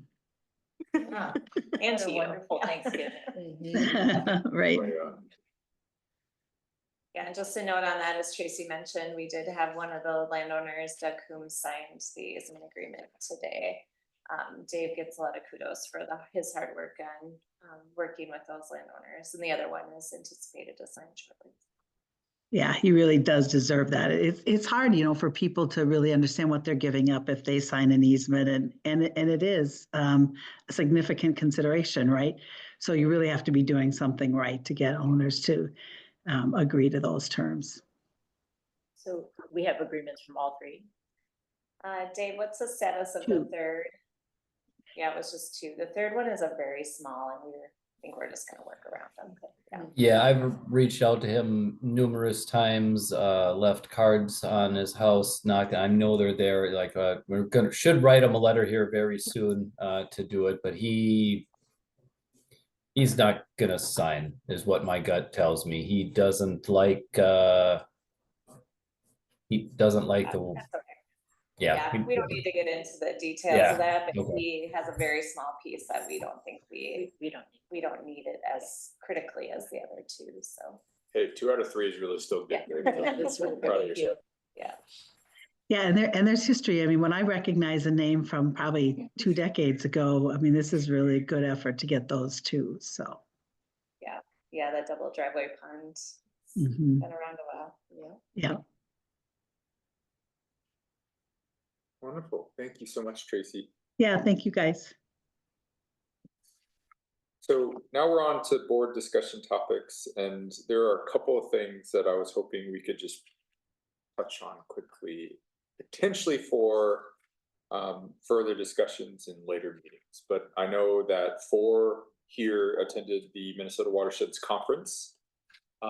And quite honestly, I sent an email on this beforehand. It was extremely proud on how we showed up both in the nominations as a board together. We sat together, we worked on the caucus stuff. It was amazing. Stephanie drove the conversation at Chloride and the caucus 3. It was led to a really good action where, caucus 3 has other things to consider in an urban environment compared to the others. I was really proud of that. Mark was instrumental in the legislation conversations. His depth of knowledge in plants, specifically in a word I can't pronounce, calci, or what is it called? Thank you, Mark. Truthfully helped add some good conversation and some visibility to the challenges facing people trying to identify. So it was just, it had, once he made a statement a couple times, I do think it changed some of the conversation. Ben also contributed greatly there. So I really appreciated how we showed up and the innovation that we brought forward. And although we did not win, that does not matter, because what we've done is incredible and innovative. So I was hoping we could spend a couple of minutes just debriefing on some of the things, and we can come back and go into detail. I know I spent some time talking and writing up notes on what I learned, but I figured I'm being selfish right now, and I'd love to hear from others. If you had just a takeaway or two you're willing to share on record now, again, come back and repeat this full. Yeah. Oh, I'll interrupt. Say yes. I appreciated the sessions on learning about the legislation. And one thing I think we have an opportunity to do is perhaps look for opportunities to further engage our key legislators who live in our district. I mean, there's 2 of them, right? One from the House and one from the Senate. And just, I was happy, living in Woodbury, I sat in on 2 events last year where they do a bus tour. One for planning, specifically for water, just because it was right before elections. Every potential candidate was there, but it's an opportunity to highlight the good work that's done, and to bring these folks together in close contact with staff. So I thought that was cool.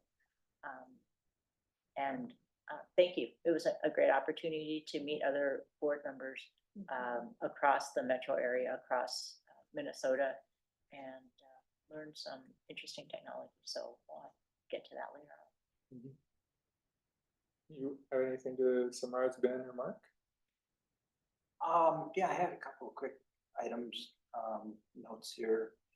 I thought the exhibit hall was well represented. There were some consultant interests as well as some technologies. they were present. There were a couple that I took note of. I think that the heated pavement that the wrinkle that they have in their particular product line, not that I would certainly endorse it, but I thought it was an interesting item, is it has essentially pervious pavement. So not just a heated application, but pervious, so that any melted water would not run down gradient and refreeze, but would literally go into the ground. So I thought that was a good item. We had quite a bit of discussion, and my fan went to the talk. I wasn't able to go, but the nano bubble. I think that is a topic that we might want to have conversation around at some point. Further, and there were two presentations that I guess I would just highlight.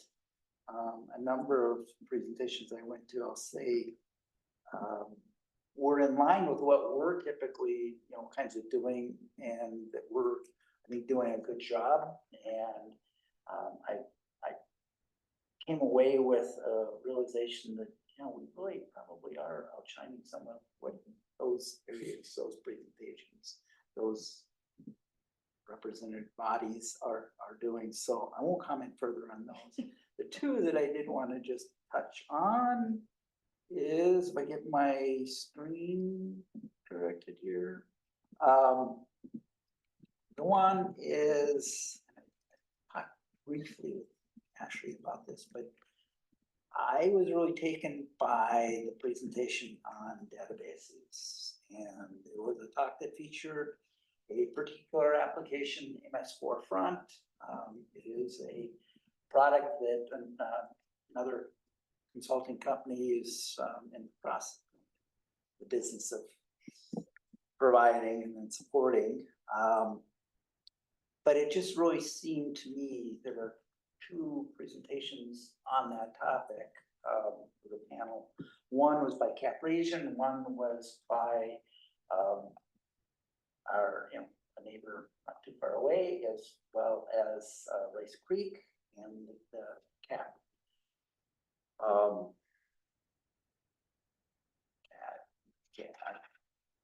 Cap Region. It was phenomenal how they're using this application. And I was just dumbfounded. I think they're outshining some things I see going on in my professional life with the state. Their ability to gain efficiencies in process and timeliness was, I think, commendable. It's really very good. So I would underline that I think a database is something we really need. I understand we do have a database system, an access database. I'm not going to say more about it. I don't know anything about it. But just to underscore that there's a whole lot of management of information that this district does, permitting, inspections. We need a good database structure, and so I would offer that maybe that's something we might even want to have a conversation around at some point. I don't know if you want me to respond, or, I mean, that's when we built our database, MS Forefront was just coming kind of on the market, and we demoed it. And at the time, it wasn't as customizable as it is now. And so we went with our own route, and we developed our own, and we do all that tracking. It's not as maybe scalable, or as the maintenance is a little more. And we work with a database person who developed it. He still maintains it for us, but it is something that we've talked about as a staff more recently. So we'll certainly, as we keep going down that road, discussing that change, that's something we would bring to you when we're ready for that. Yeah, I think, and just to add to what Mark said, there's going to be, as we approach planning, wonderful opportunities to talk about how we use data, how we empower with data, what needs to change to actually get to that vision. This is a good one because with prediction, with all these things, you need observability, we need strong connections to data, so. Yeah, oh, go ahead. The other presentation that I just highlight was on the topic of snow storage for stormwater management. Touches on chloride, touches on, you know, just overall efficiencies. I don't know if, to the degree that we have conversed with our partner, you know, particularly cities about, you know, snow management. I'm expecting we probably have, but it is an important area, and it's not really highlighted it.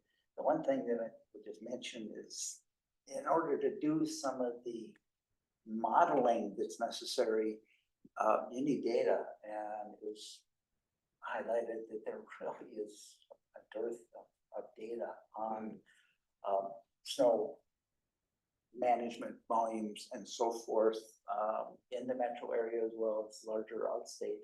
And so there was a kind of a call for maybe volunteers or interests to collect data just in terms of how snow is being managed. You get a pile that is, you know, so wide, so tall, and, you know, volumes, trying to calculate that. And I know that CAC has expressed an interest in chloride. I don't know if they might have, some of the members might have some interest in this, measuring snow piles. Anyhow, so that's probably all I'd like to say there. I would, you know, echo what Val said. Ramsey-Washington represents itself extremely well at these events. Always do a good job. It's appreciated by board members, I know. I don't have a whole lot to add to what others have said on the nano bubble thing. I would really want a tech report from BAR, because the way it was presented, it was like a silver bullet for absolutely everything. So I mean, yeah, part of it is they're there to sell, Buzzword right now. you know, but Yeah. the case study area was lacking because it was just one season. So exciting, but definitely more investigation needed before we go further into that. I don't have too much else. I try to separate my tech hat and some of those things from the board manager, because I question some of the paved drain stuff and how deep they're going, but I'm not around like water volumes and all this kind of stuff. I actually think what you propose is a wonderful thing. Bar, you know, you guys were here at there were the pavers, the nano bubbles. I'd throw in Tigris and their new material. I'd love to see tech reports and some of those. You guys write up so well for cost benefit ratio, what's true, what's a bit of a stretch. The people you talk to in the nano bubbles, lots of excitement, but then when you corner them 1-to-1, they're like, well, it kind of is like black magic, silver bullet.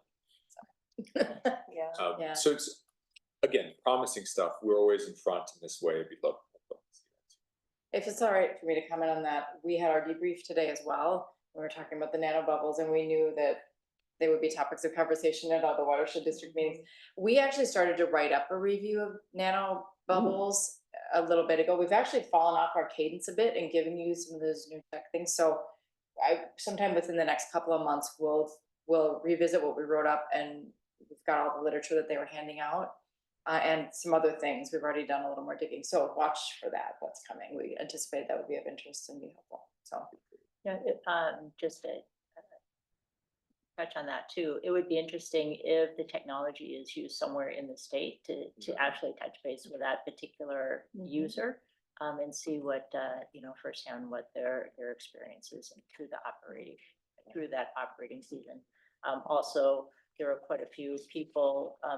There was a comment, and I didn't quite know how to take it with regards to chloride, since legislation of the limited liability rules are probably going to fall through again. If I remember correctly, the legislation said, well, perhaps what we can do is we can ask people to start collecting data. And I'm not sure what that means, but it did.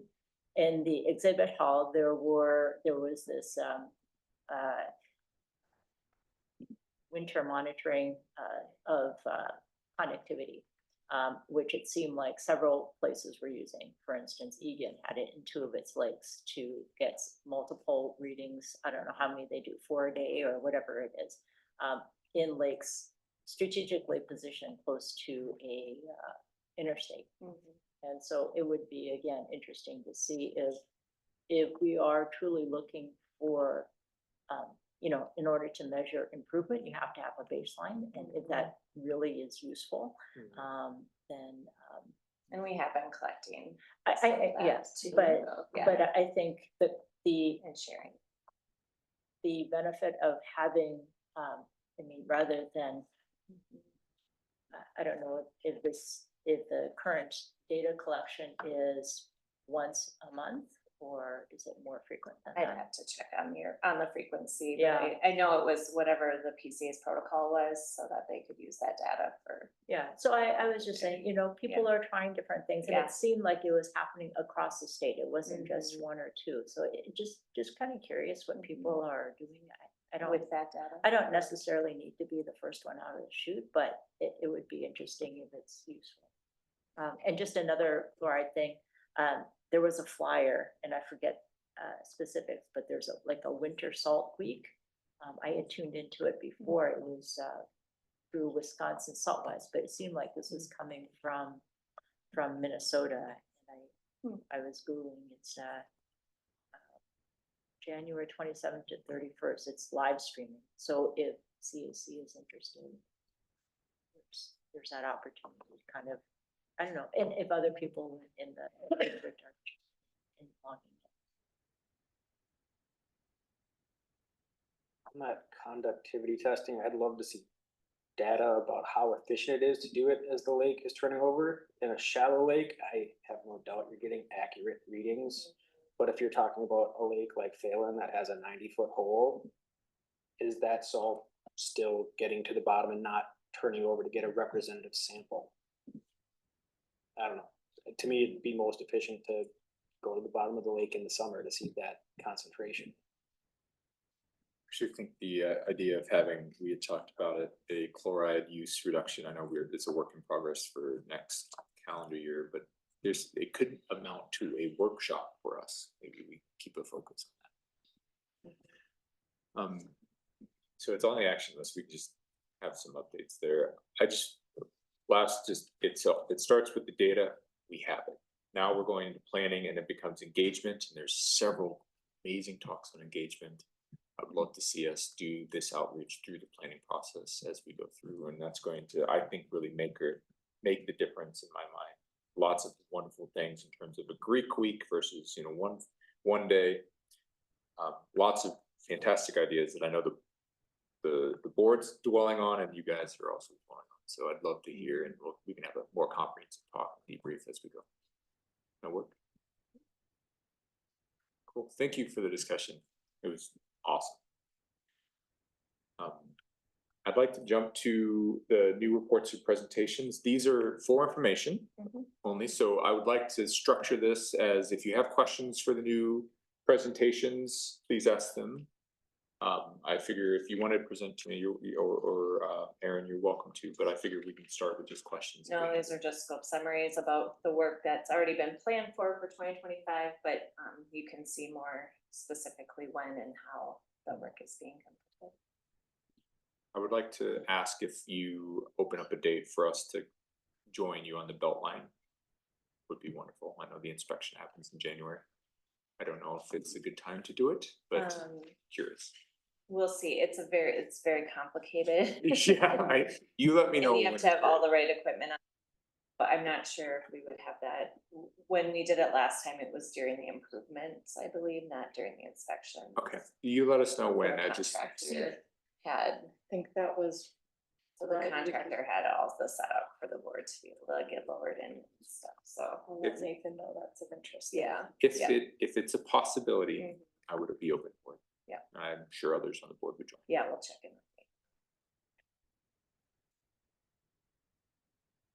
Any further questions on the task lists? Just a question on the stakeholder engagement. I saw January 2025, kind of the target for engaging the board. Will that be done here? I'm sorry, for which? For watershed management plan update, that's 12E. Oh, no, Oh. I'm sorry, we're still on the, Yeah. on That's okay. A and B. On 10 A and B. Yeah. Oh, I'm sorry. Similar. Yeah. Any questions on 10A or B? I do not. I'm only, do I have any? I'm for it. Awesome. Thank you for the information. I know we'll see it as it comes through. Yeah. So we'll jump to your summary. Yeah, I didn't have a lot here. You already talked about the Minnesota watersheds updates.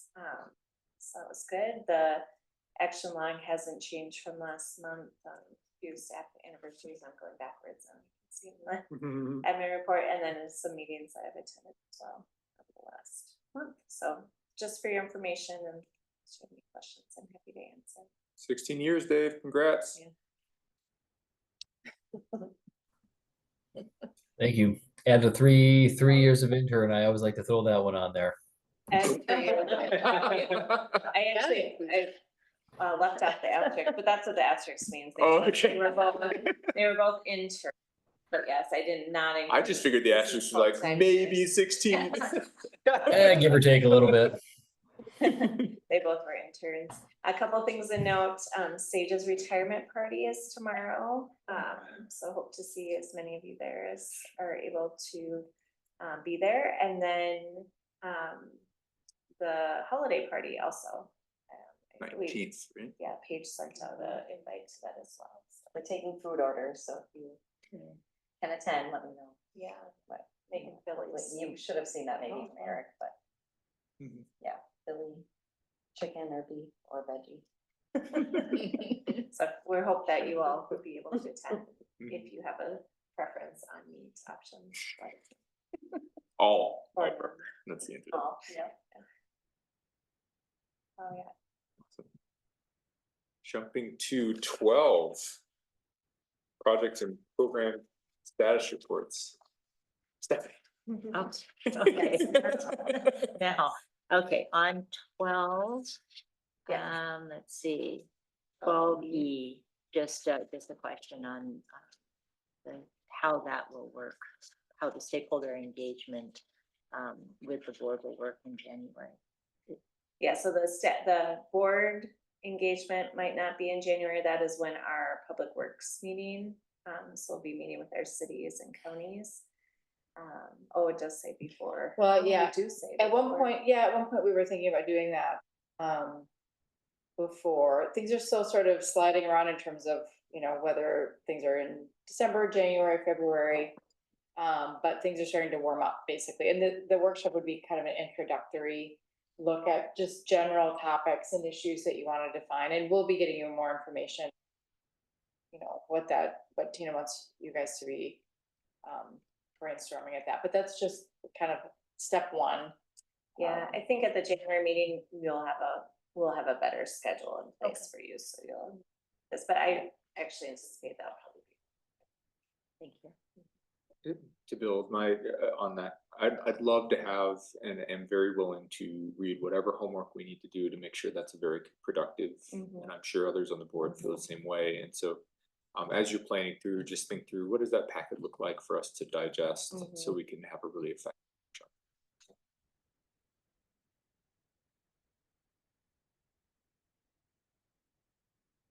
So I look down, any other questions on program status stuff? I have just a comment on N. I have one on P. Then I'll go And first. On the, I got a little confused with the purchase agreement comment with the Fish Creek tributary improvements. Could you just help me understand that a little bit more? That's not us acquiring land, is it? it's just easement. Thank So you. They still own the land, the easement agreement.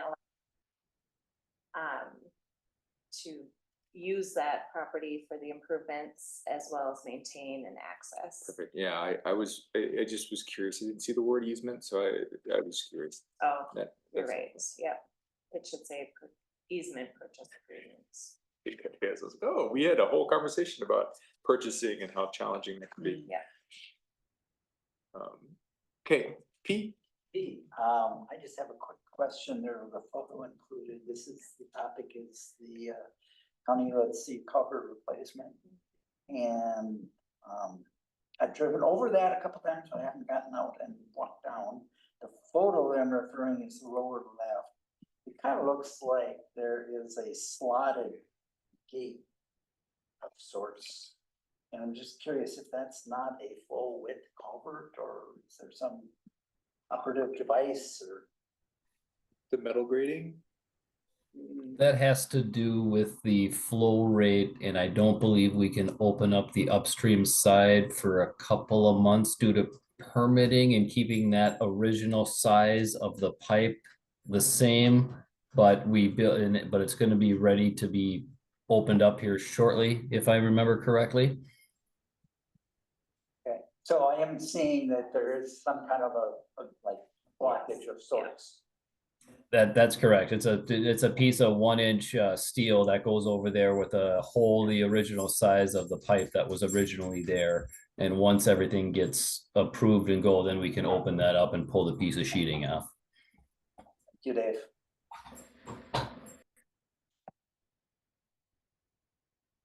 I had a comment on W. I know Paul isn't on. That is scared. Oh, oh yeah, there's.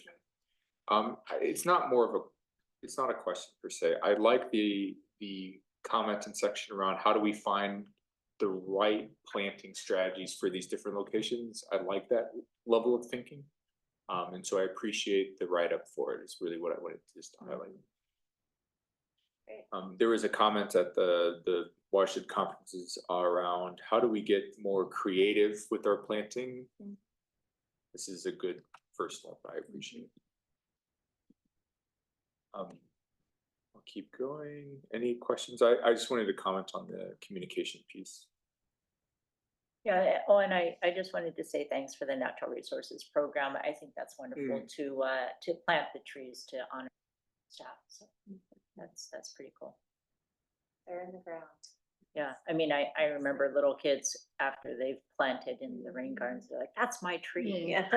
There's a great deal of ownership there. Thank you. Sage did say she's gonna camp out there. Hopefully not this winter. As going to the communication engagement, there was a lot of wonderful topics on how to best engage legislation, the municipal groups, and residents. And I can see us doing more of that, specifically with our population.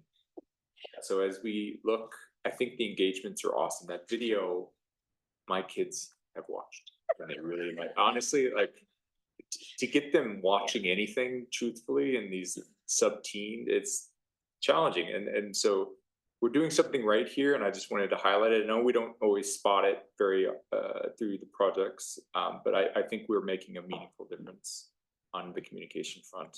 So thank you.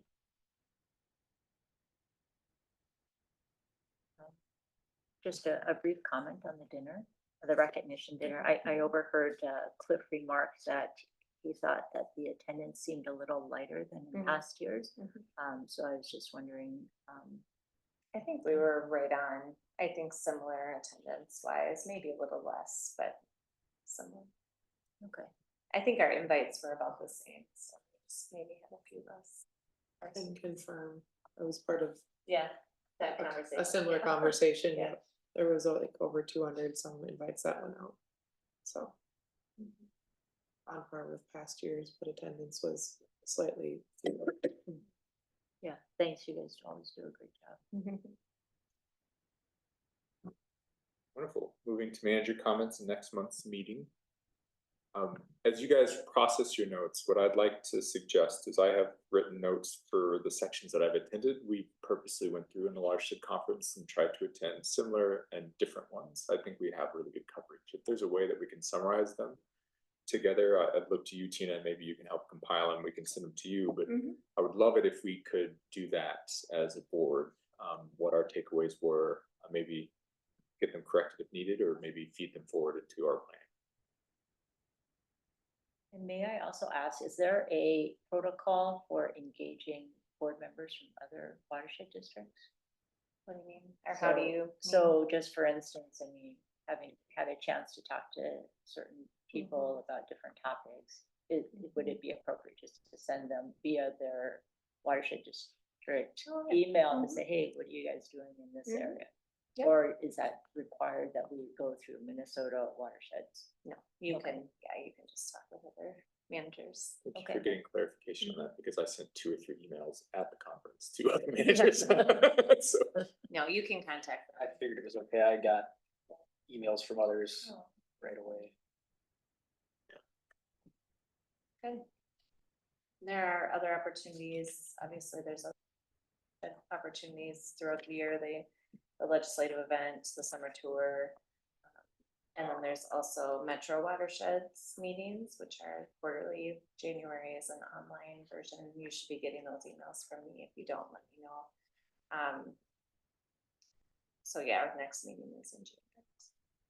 the legislative event, that is in January, February, I can't recall. February, yeah. End of February. So with the situation in the House, just as a aside, I have marked that on my calendar. Hopefully we can get maybe 1 or 2 others to go. I think that was what our new lobbying firm had encouraged us to do. We can take a role in actually educating some of these folks. So I think they really stressed it and hit it home to be present. I've already marked it and asked for the time off, so I plan on attending.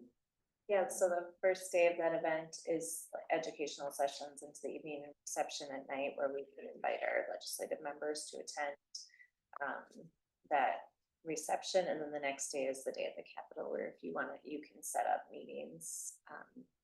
Should we go through you to set those up, Tina? I'm not actually certain how to go about setting up. the I think we should have a discussion, around who you might want to meet with and coordinate that. Would it be possible together, for us but- to take an action as a board and say, if there are specific ones, for example, I've highlighted Fisher, if we could get a hold of Fisher, that would be wonderful. He's probably going to be in high demand, given his seat. He is, But but he's also a friend of the district. So he lives in our district. so why that's not? why, That's what I'm thinking. And we've communicated with him quite a bit over the years, so. So by January, let's actually bring this up as a topic Sure. of conversation so we can figure out who we should go after. I think that would be very helpful. I have similar questions and some guidance on how we go about that, or, how we plan it, because if we have 2 or 3 of us there, we can all be Divide in and the conquer. room or go our separate ways, just kind of a plan before we show up. I'd love to have that as a topic for January, Okay. because then we can be proactive. And also there's coordinated message too. Yeah. Agreed. Yep. That seemed very important. What are our top points there? Very cool. Do I have a motion to adjourn? So move. I'll second. Sorry. You're done. Thank you all for your time. Both go at the same time. Thanks, happy holidays. Yeah, good night, everybody. Have a good holiday. You are, Tracy. Yep.